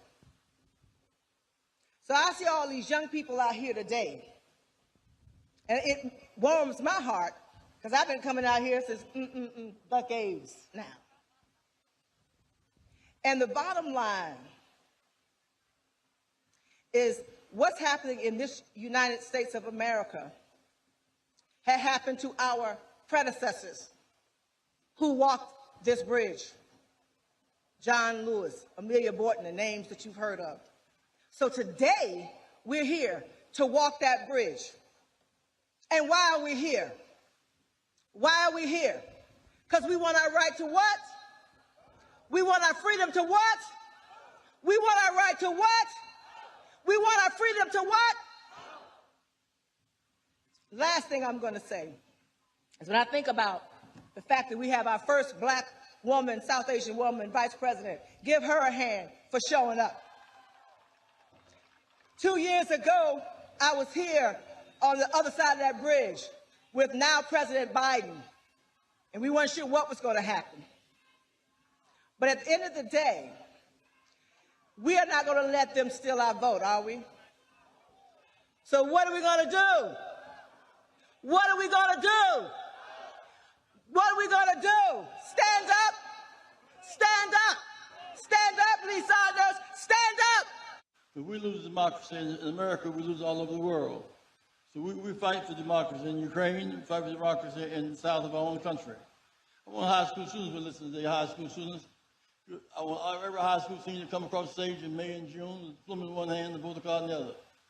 Chicago running a mayor, Lightfoot again, and in that city, 25,000 high school seniors who graduate. Diploma in one hand, voter card in the other. 160,000 junior college students. Everywhere you are in America today, make sure your high school seniors register and vote. High school diploma should be about part of the ritual. High school diploma and voter card. And what do you have to offer them? Well, if you register and vote, you can serve on juries. You have access to college. We fight for free access to junior colleges, community colleges around the country. We win the Senate, we get that bill through. We cannot out-organize all of these repressive laws that they are passing. But we can overcome them if we have a movement. That's why when we leave here today, we will do the first 3.5 miles of the Selma to Montgomery March. And then each day, they'll do 10 or 11 miles, and then on Friday they'll do another 4 or 5 miles. All of this is moving toward movement. Now, it is critical that we broaden our movement. Are you here to raise good trouble? That's what all of us must do. No, 57 years ago, folks marched on this bridge, sacrificing, getting beaten up, standing up for their community, standing up for what was right back then, and it is what is right now. Voting rights, human rights, civil rights, labor rights. We are here to commemorate that day. But we are also here to do more. We are here to have a call to action, not only here in Selma, but in community by community, block by block, city by city, state by state. It is time. It's time for all of us to come together and do what we do best. A commemoration, but a call to action. It was at this moment, 57 years ago, that America was reminded that justice and equality were moral absolutes. And can't you hear John Lewis say, good trouble? Good trouble. Though every commemoration is special, this year it feels undeniably different without our beloved colleague, friend, mentor, and my friend, Congressman John Lewis. And yet we must find comfort in knowing that his spirit and great works live on in us, and his legacy will endure through generations. The seed that was sowed 57 years ago gave rise to the election of President Barack Obama and Vice President Kamala Harris and the nomination of Ketanji Brown Jackson. It was because Rosa sat that we can now stand up and speak out for justice. It was because of John Lewis and the freedom fighters dared to march across the Edmund Pettus Bridge that I, as a little girl growing up in Selma, Alabama, could one day dream of representing this great city in Congress. We gather here on hallowed ground. It was a chilly Sunday morning, 57 years ago, when 600 brave individuals set out from Selma. They were marching for the most fundamental right of American citizenship, the right to vote.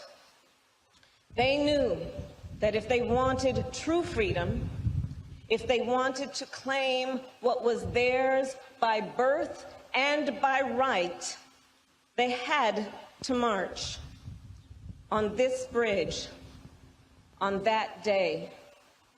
They were prepared for the worst. And on this bridge, on that day, the worst found them. Their peaceful protest was met with crushing violence. They were kneeling when the state troopers charged. They were praying when the billy clubs struck. On this bridge, on that day, those brave marchers continued to push forward to secure the freedom to vote. And they were pushed back. Today, we stand on this bridge at a different time. We again, however, find ourselves caught in between injustice and justice, between disappointment and determination, still in a fight to form a more perfect union. And nowhere is that more clear than when it comes to the ongoing fight to secure the freedom to vote. A record number of people cast their ballots in the 2020 elections. It was a triumph of democracy in many ways. But not everyone saw it that way. Some saw it as a threat. And so, as powerful people have done many times in our nation's history, they launched an assault on the freedom to vote.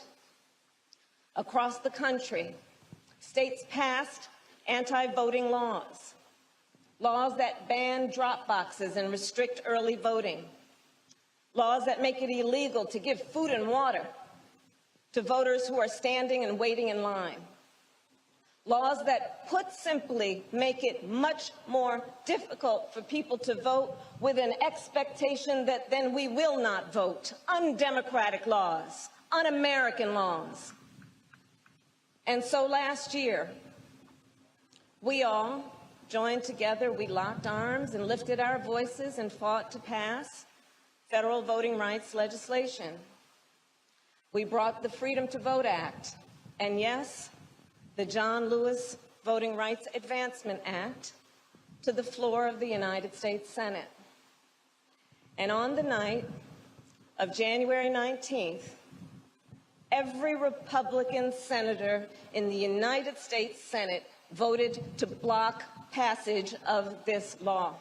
We are the ones who must protect the freedom to vote. And we must not stop there. Those who marched across this bridge, yes, they marched for the freedom to vote. They also marched for all the rights and freedoms that voting unlocks. They marched for economic justice, for social justice, for racial justice. And we must do the same. We must fight to ensure all the people of our nation, no matter where they start, have the opportunity to succeed. We must fight to move on why it matters. Just think, last week, President Biden made history when he nominated the first black woman, Judge Ketanji Brown Jackson, to the highest court in our land. The court where decisions are made about the constitutional rights and liberties and freedoms of every American to generational effect. And I'll tell you what I think you know. Judge Jackson is a phenomenal jurist with a record of excellence, a record that proves her commitment not only to public service, but to equal justice and equal rights.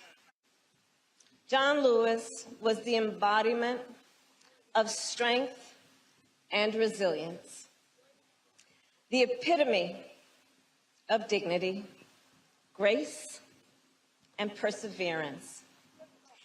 As he stood here that day, you could see the body that carried him across this bridge all those years ago had become fragile. But the spirit that carried him was as strong as ever. John Lewis, well, he never gave up the fight. He returned to this bridge again and again and again. It is that clarity of purpose, that relentless dedication, that spirit, the spirit of Selma that we summon today. We will keep fighting. We will keep organizing.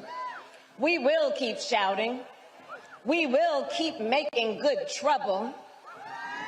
And we will march on until victory is won.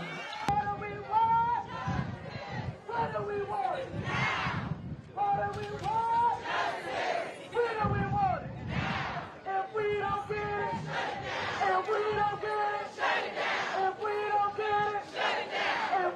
get it,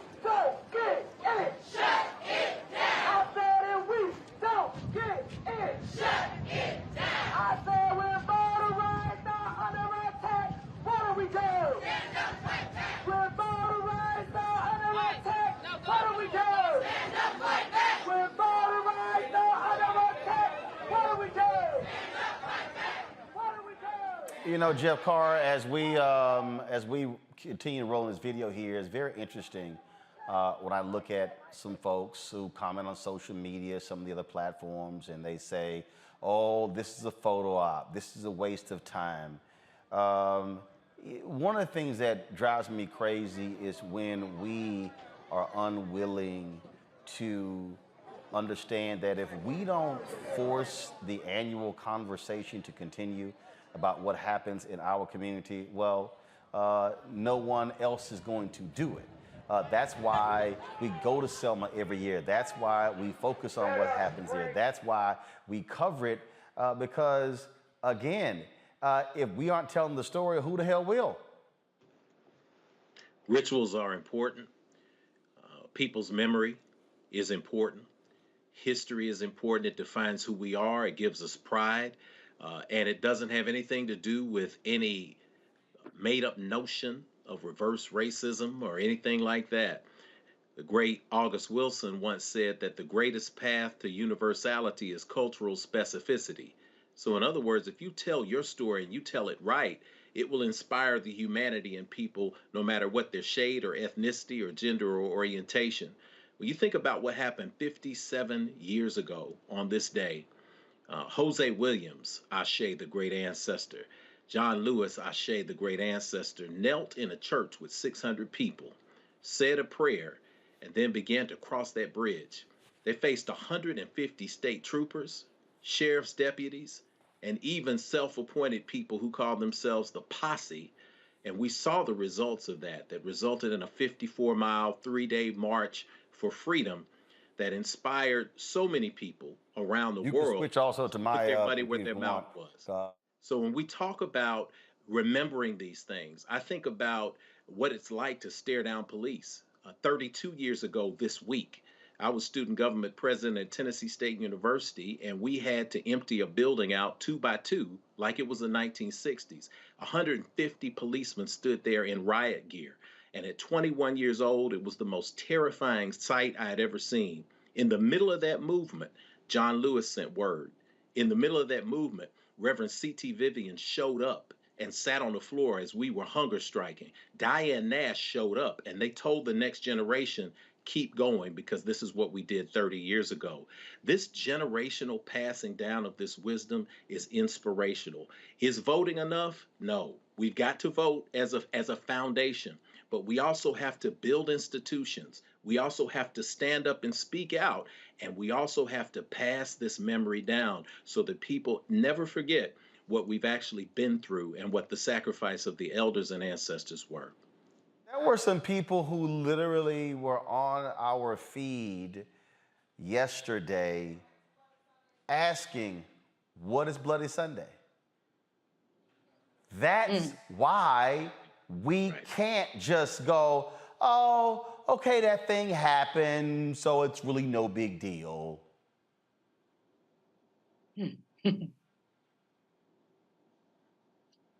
You know, Roland, our knowledge of history is broken because so many elders, parents, don't want to tell the painful story, but the painful story is like fuel for the movement. And so the stories have to be told, people have to be taught, people have to understand.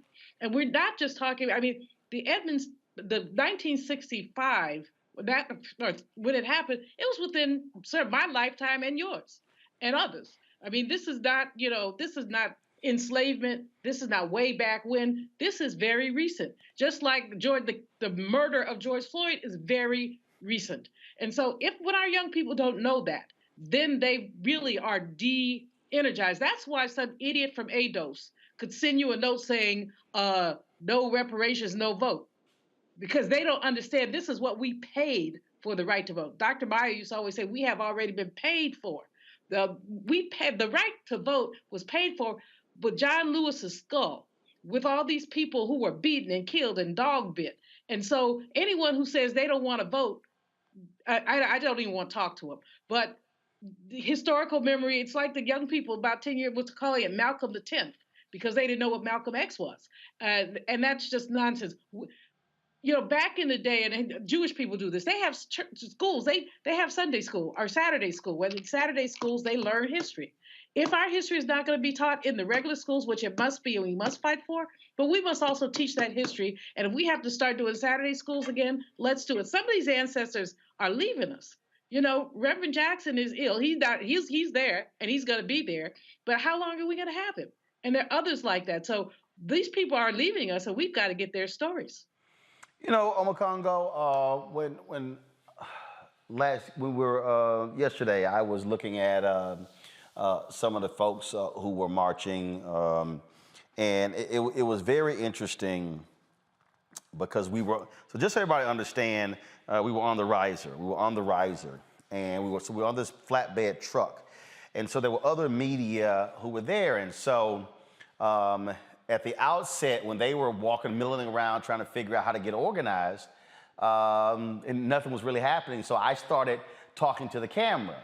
And so I started recounting, you know, look, Bloody Sunday, this is what happens, this is an annual deal, how Hank and Rose, they're the ones who keep this thing going, having this Selma Jubilee every single year, not always getting the support that they actually need. They do this crossing, people look forward to it because it is an annual ritual, to Jeff's point. And I was standing there and we were live streaming, and if y'all hear the live stream, y'all might hear me shouting out several people. And there was a white reporter who was in the next truck, and he was like, he says, Roland, you know, who's that guy standing right there? And I said, man, that's Jamie Harrison, ran for the United States Senate in South Carolina, who runs the DNC. Had no idea. Oh, well, he looked familiar. And they were standing there talking, and then I was talking, and I said, folks, the guy you see on the camera right now in the black hat, I said, that's Bernard Lafayette. I said, he was the one who Dr. King sent to Selma as part of the advance team to put the report together so they can know what the lay of the land is before they get here. And that's Annie Pearl, who is in that wheelchair right there. And that's Rose, who is right there. And again, sitting here pointing out all of these different people to Julian's point. I mean, the reality is in the past when we've gone to Selma, we've seen Reverend Congressman John Lewis there, and we've seen Reverend C.T. Vivian there. We've seen Reverend Joseph Lowry there. But see, they're not, all of them are all now ancestors. Mm-hmm. And so, in fact, one of the folks who was there for Selma 50, Bob Moses, who was a SNCC leader, we lost Bob Moses, became an ancestor last year. And so that's the other thing. In fact, if y'all could go to Instagram, please, go pull up, I think it's Sherilyn Eiffel's Instagram page. I think it's Sherilyn Eiffel. Sherilyn took a picture with an 85-year-old black woman who was the nurse who tended to Jimmy Lee Jackson. Mm. When I was there for Selma 50, I ran into this brother, and he was the one who was in the car when Viola Liuzzo had her head blown off as they were driving down the highway, and he played dead. The only reason those white racist Klansmen were arrested because of the three in the truck, one of them was an FBI informant who then told on them. The point is, when you're there at these events, you're literally meeting living history. So when I hear some of these silly ass people say, oh man, these events are a waste of time, to Julian's point, Jewish folks have a tradition where they literally go over their history. Every single year. The children have no choice but to learn the history. And they don't just start with the last 5, 10, 20 years. You're absolutely right. And the model for many in the Jewish community is never forget. And we need to have that in our mindset. Look, people talk about, oh, y'all coming together for a photo op, it's just symbolic and so on and so forth. But let's remember, you started this particular segment by talking about Edmund Pettus.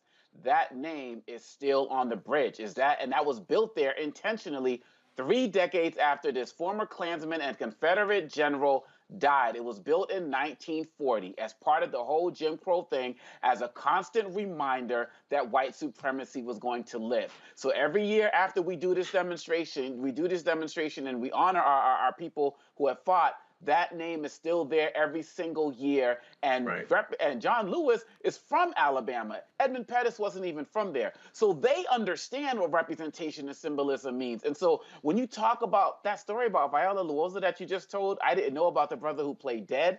I didn't know about the 85-year-old woman I mean, these stories have to be seared into our minds because they will keep us active. They will keep us focused. These other folks who built the bridge, they have no problem with maintaining the memory, but you're saying people are talking about what is Bloody Sunday. And so I commend you, Roland. I'm sitting here watching this segment, and a note on these journalists. Yeah, you're saying these journalists are asking you, who's this, who's that? Because all they do is study journalism. They study no history. So if they would have, they could have spent the whole day out there like you did, Roland, and they could have never got the stories. They could have never pointed to the people and said, this is that, and this, and that is why, going back to your first story that opened tonight, Black-owned media matters, because no one's going to get the stories. No one's going to tell the history the way we can tell it. Nobody's going to know the names the way that we know them, and no one's going to be able to call out the ignorance as they see it. So I commend all of the people who get out there every single year to keep this going. I commend the young people who are out there, as Melanie Campbell talked about as well, because when we sear it in their heads, they're going to be continuing this long after any of us are no longer here. So I'm just going to close with this. And I appreciate working with Jamal Simmons, who's the Director of Communications for Vice President Kamala Harris, for getting me on the plane in the press pool. I was the only African American. There was a brother who was a photographer out of Birmingham, but there was no other Black journalist from DC who was a part of the press pool to cover this. That's first. Second of all, the other reason why it's important for Black-owned media, normally when the vice president or the president speaks, they only, if you go to whitehouse.gov, you will see the remarks of Vice President Kamala Harris. They normally only cover her remarks or President Biden's remarks. They don't cover all the other speakers. We learned that when then Vice President Biden did a rally in Georgia for Raphael Warnock and John Ossoff, and they had us in a camera position that was far off, and they were like, well, we're covering on Joe Biden's website, and we're on the website, and I'm going, what the hell? We don't see it. So Portia Coleman, Jermaine Dupree had spoken, and some others, and so I was like, what the hell are y'all doing? You got all these damn cameras out here. You're live. Press the goddamn button. Don't just show Biden speaking. Yeah, I did have to cuss out folks. And they hurry up and they did that. And so same thing. I asked them, I said, hey, are y'all streaming this? They said only her remarks. And so the only reason y'all saw all 17 speakers is because we were there. Mm-hmm. People were texting me saying, hey, I'm not seeing this on any network. I'm like, yes, any mainstream network. But Black Star Network was there. And I'll go ahead and say it. There are other Black-owned media companies larger than us. Urban One, Black Enterprise, Blavity, Byron Allen's company. They weren't there. And what but mainstream media will cover the hell out of these 1,000 truckers. Not 4,000 or 5,000 Black people in Selma, but 1,000 truckers. But I'm going to give y'all this here. This is the last point, and my guest is on the next segment. Thank you for being patient. So it was interesting because when you're part of the press pool, they sort of have you roped in, and you can't really move without a handler from the White House. Okay, so y'all got to understand, I don't like handlers. I don't like anybody telling me I can't walk nowhere. So I was giving them fits. Because when we got there, I go into the riser, and yeah, for all y'all, I was the one shooting and live streaming. They had one seat, okay? So boom, that's how that happened. I know how to work. So I'm sitting here, I set all of my gear up, set it up, boom, press live, waiting for the vice president to start. So I'm walking around. Now y'all might be asked, now they were like, well, sir, you can't move around. I'm like, yes, we can. Why? Because all those people who y'all saw, and I think I showed the video. Y'all don't have that video, do y'all? Is it on my computer? All right, I'll walk over here. I'm gonna keep talking. I was shooting this video, y'all, because I don't believe in VIPs, Black VIPs, going to events, standing behind walls, and never go and talk to the people. There were gates that were out there. that was separating folks from the rest of the people. Y'all, well, that's not how Uncle Roro works. And I'm a firm believer in you go where the people are. And so I was doing that. So I was walking around, talking to people, doing stuff. And if you turn the audio up, you'll hear it. And so, you know, shaking hands, taking selfies.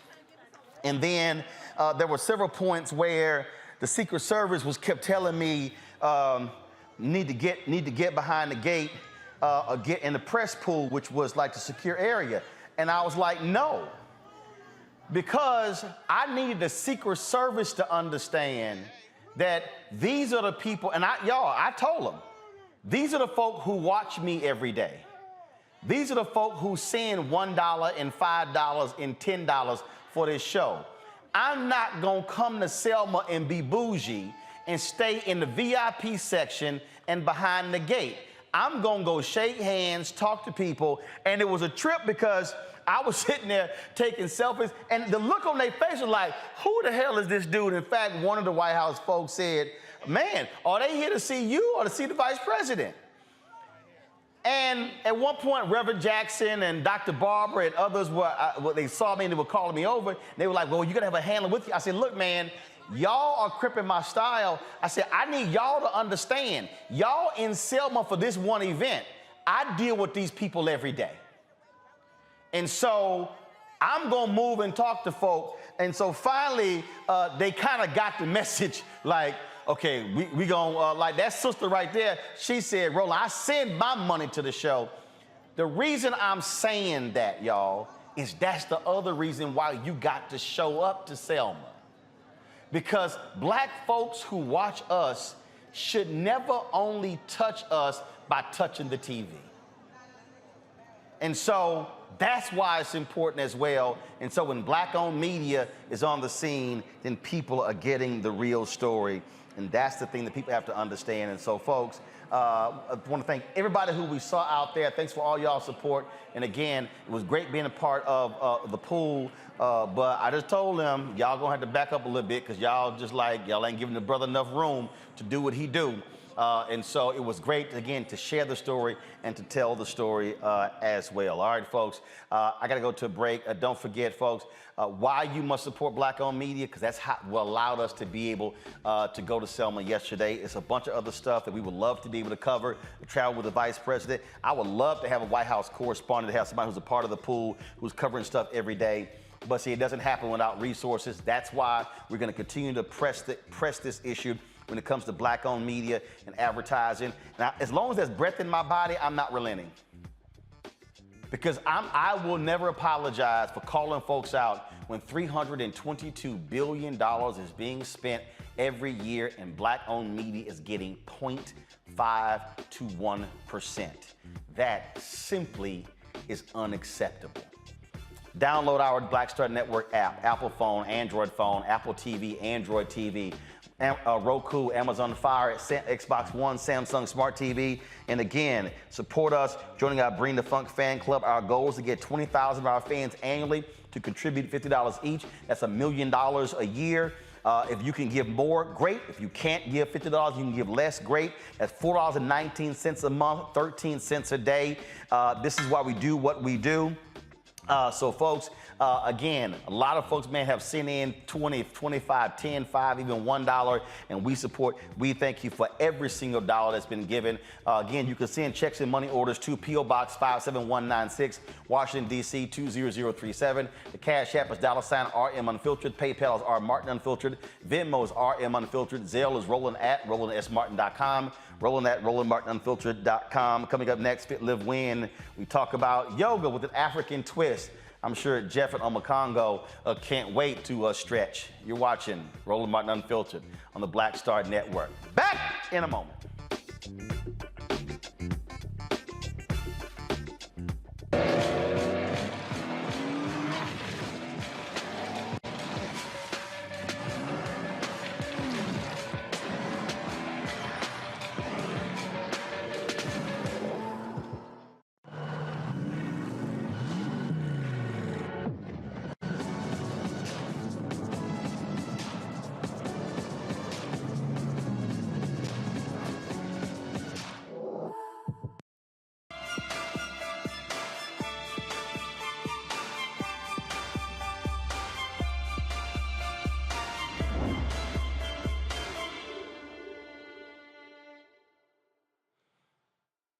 All right, folks. Every Monday, we've our Fit, Live, Win segment where, of course, we talk about health issues, not just working out, but not just diet, but different ways to improve your well-being, your wellness, if you will. And one of the things that a lot of people are really doing is yoga. They are, now there's some people who are freaking out like, oh, does that mean all of a sudden I'm no longer a Christian? Yo, chill out. No, calm down. All right, yoga is known, of course, for meditation and healing properties. My next guest, they're a husband and wife. They created a way to incorporate movements and music from the African diaspora into yoga. Afro Flow Yoga promotes healing individually and collectively by connecting us to our roots. The CEO and founder is Leslie Salmon Jones, and the COO is Jeff Jones, again, of Afro Flow Yoga. They join us now from Massachusetts. Where in Massachusetts? We are in Boston. All right, then. All right. Certainly appreciate it. All right. So Afro Flow Yoga, where did it start? Where did it come from? Thank you so much, Roland, for having us on your beautiful show here. That was an amazing segment on Selma. We were at the opening of Ava DuVernay's movie years ago for Selma, which created new information for the younger generation. So we appreciate that and everybody's work. Yeah, so thank you for having us on, and thank you for the amazing work that you're doing. So you asked where we are and how AfroFlow got started, and we often say it started with the ancestors. We're sitting here in a house that's been in Jeff's family for 108 years. And we've been married for 25 years. And when 3 of our parents passed away in the 2000s, early 2000s, we decided to learn more about our ancestry. Jeff, his family, they can trace back to an enslaved young girl who came into Wilmington, North Carolina. And I was born in Toronto of Jamaican and Scottish-Irish descent. We have a book very thick about our Scottish-Irish roots, but 3 of my grandparents who were Jamaican, we didn't know a lot. So we traveled throughout West Africa in 2007. We went to Ghana, Togo, Cote d'Ivoire, and Benin, and stood in the slave dungeons to really understand, first of all, number one, to answer the prayers of our ancestors, because if you're stolen from your home, you're going to pray to go back. And second of all, to really learn about the methodologies and the dehumanization process of like how such a strong people can be broken down, and that was a science. So we learned about the science. And then through prayer and meditation and doing our own healing journey for 2 years, going to Haiti, Jamaica, and throughout the Americas to really, really connect to that trauma within ourselves. The vision of Afro Flow Yoga came through me, and then Jeff with all the instruments, which he'll tell you about, and learning that yoga has been in Africa for thousands of years. So it's not, Jeff, an Eastern thing, an Asian thing, as people often say. Right, and what a lot of people don't know is like there was such a migration and a sharing of wisdom and knowledge between Africa and India, and so there's a really beautiful sharing, and you'll see in Egypt on the hieroglyphics there's so many amazing scholars who are doing this work, and you can see the yoga postures on the hieroglyphics, and it goes into the spiritual practices that are actually connected also to Christianity at the root, so you can see the beauty in the connection to all.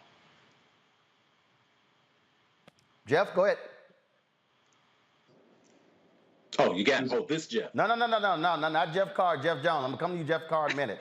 Jeff Jones, go ahead. She was talking about the music, instrument. Yes.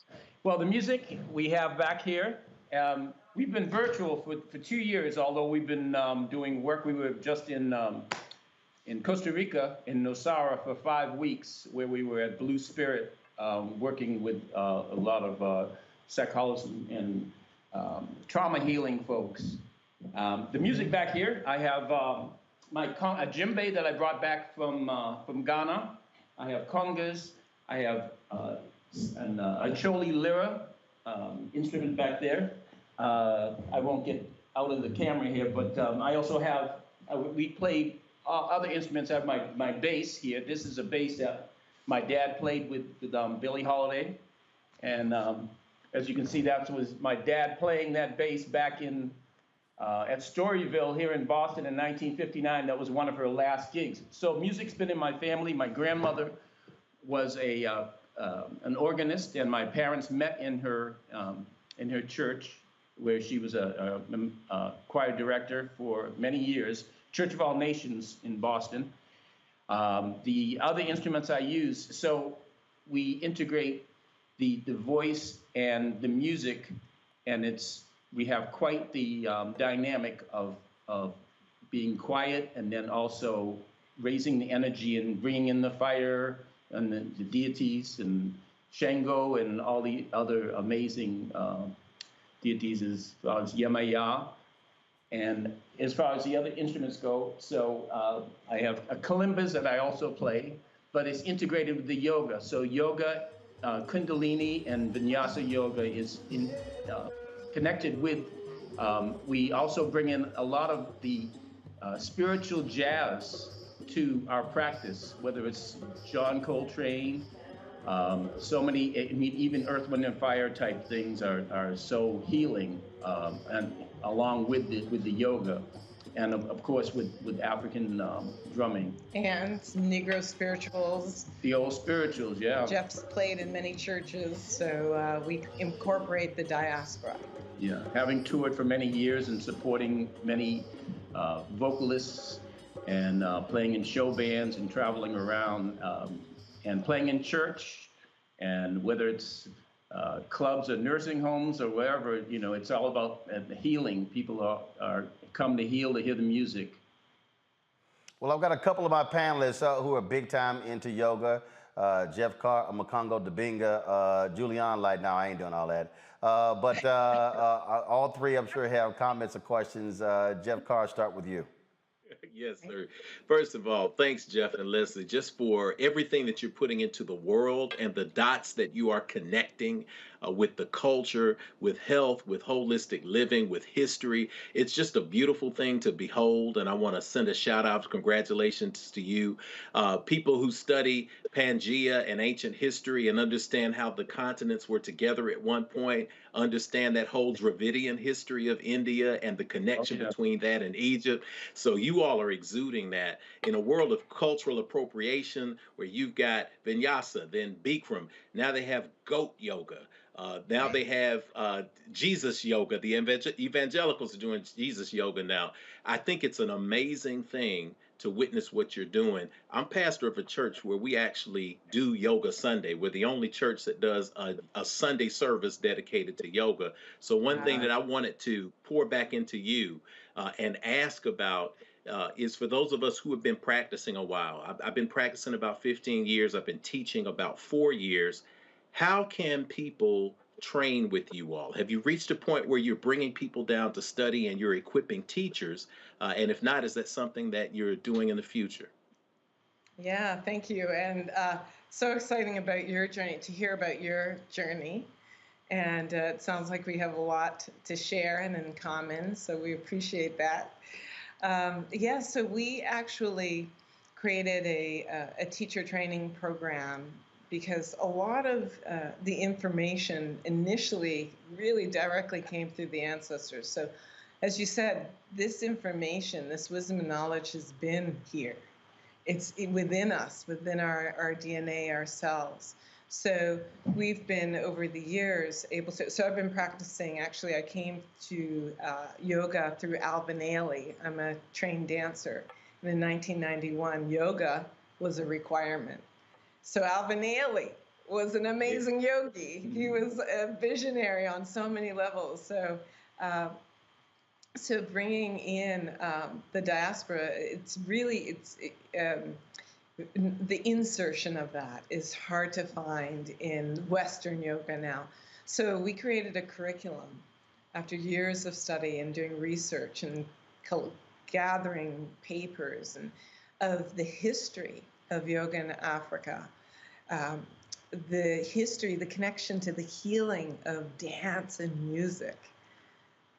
the spiritual practices that have been interconnected. And we're not denouncing any spiritual practice. We're opening it to connect so that no one has to denounce. And then the practices, the actual practices, and the yamas and the niyamas. And then we get into community healing, because that's really oftentimes a missing piece. We do bring a lot of the indigenous practices into our yoga practice. So it's done in a circle. So we're connecting heart to heart. We're feeling the roots of each other in the interconnection of each other, as opposed to being set up in a grid system and having our shutters on. So we do the individual and the collective.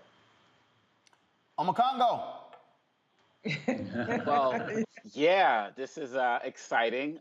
Greetings first of all, from my sisters, Musa Mwadi and Shaumba Debenga. They work with y'all. Yeah, so with y'all the Ailey and everything, and they said make sure I say what's up, and I was gonna do that anyway. So I just want to commend y'all. I mean, the love is just, y'all are just doing amazing things. And my wife and I, we have our hot yoga studios down here, and so on your way to Nashville to check out Reverend Carr, make sure you stop by us first and we get some sessions in. We'd love to have you as part of our community down here, and just it'll be awesome. The question I have for you, it comes from your website. One of the things I noticed, because with our studios, we're also committed to social justice, and you have a spot on your website specifically talking about racism. Yes. What led you to do that in this area of yoga, which we know in the West is white dominated and everything? I mean, what was the intentionality behind that? Because I just feel like it's so amazing that you did that. Thank you. Well, I mean, it's been really out of a need. As you mentioned, pre-COVID, in so many yoga studios, there was just like not an awareness at all, and almost as if people were in a post-racial society and just no connection, which was causing a lot of trauma for people of color who would walk into the studio and there would be microaggressions, all kinds of things. So when COVID happened, we went virtual right away, and that opened up to global community. Really, we had people from all over the world, which meant they were coming from different places of consciousness, different skin tones, all kinds of cultures. And so then when the racial pandemic, after the murder of George Floyd, so many people just swarmed to us looking for answers. And we found really three situations. One situation were the people who had no idea there was racism, right? That's like, oh my gosh, there's racism, and they're awakening to it right now. So we said, okay, well, let's just go over here with the history, like got some homework to do, because there's history, and you got to learn the history. And they're people who really actually were where they were.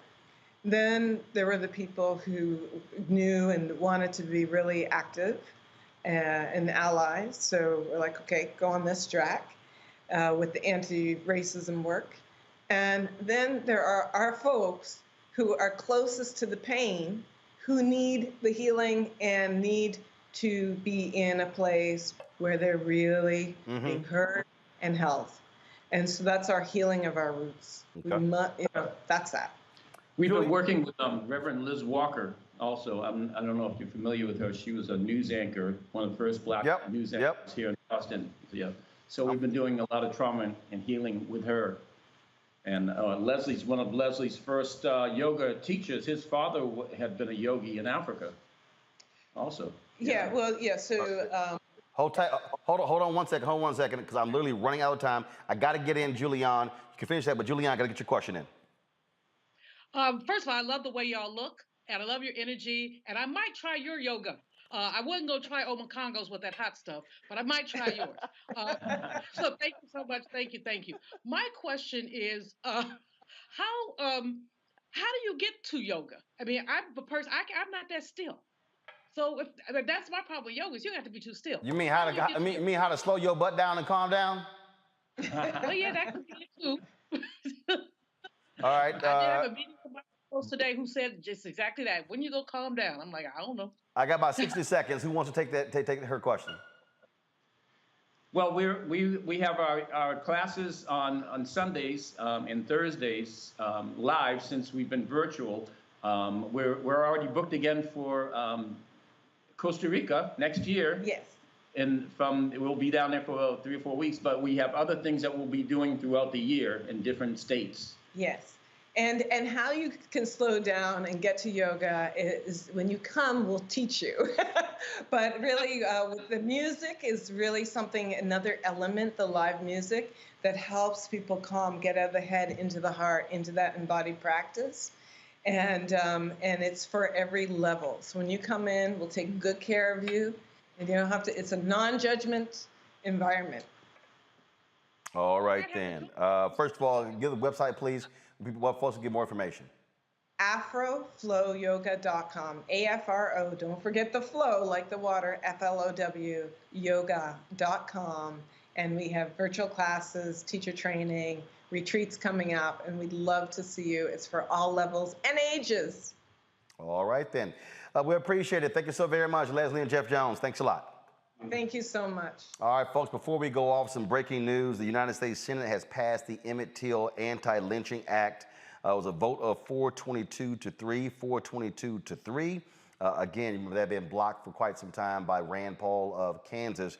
It passed the House last week, and now the Emmett Till Anti-Lynching Act has been passed by the U.S. Senate and now goes on to President Joe Biden for his signature. Folks, tomorrow we're going to hear from Education Secretary Miguel Cardona about his visit to Selma, but also about education in Selma and the Black Belt.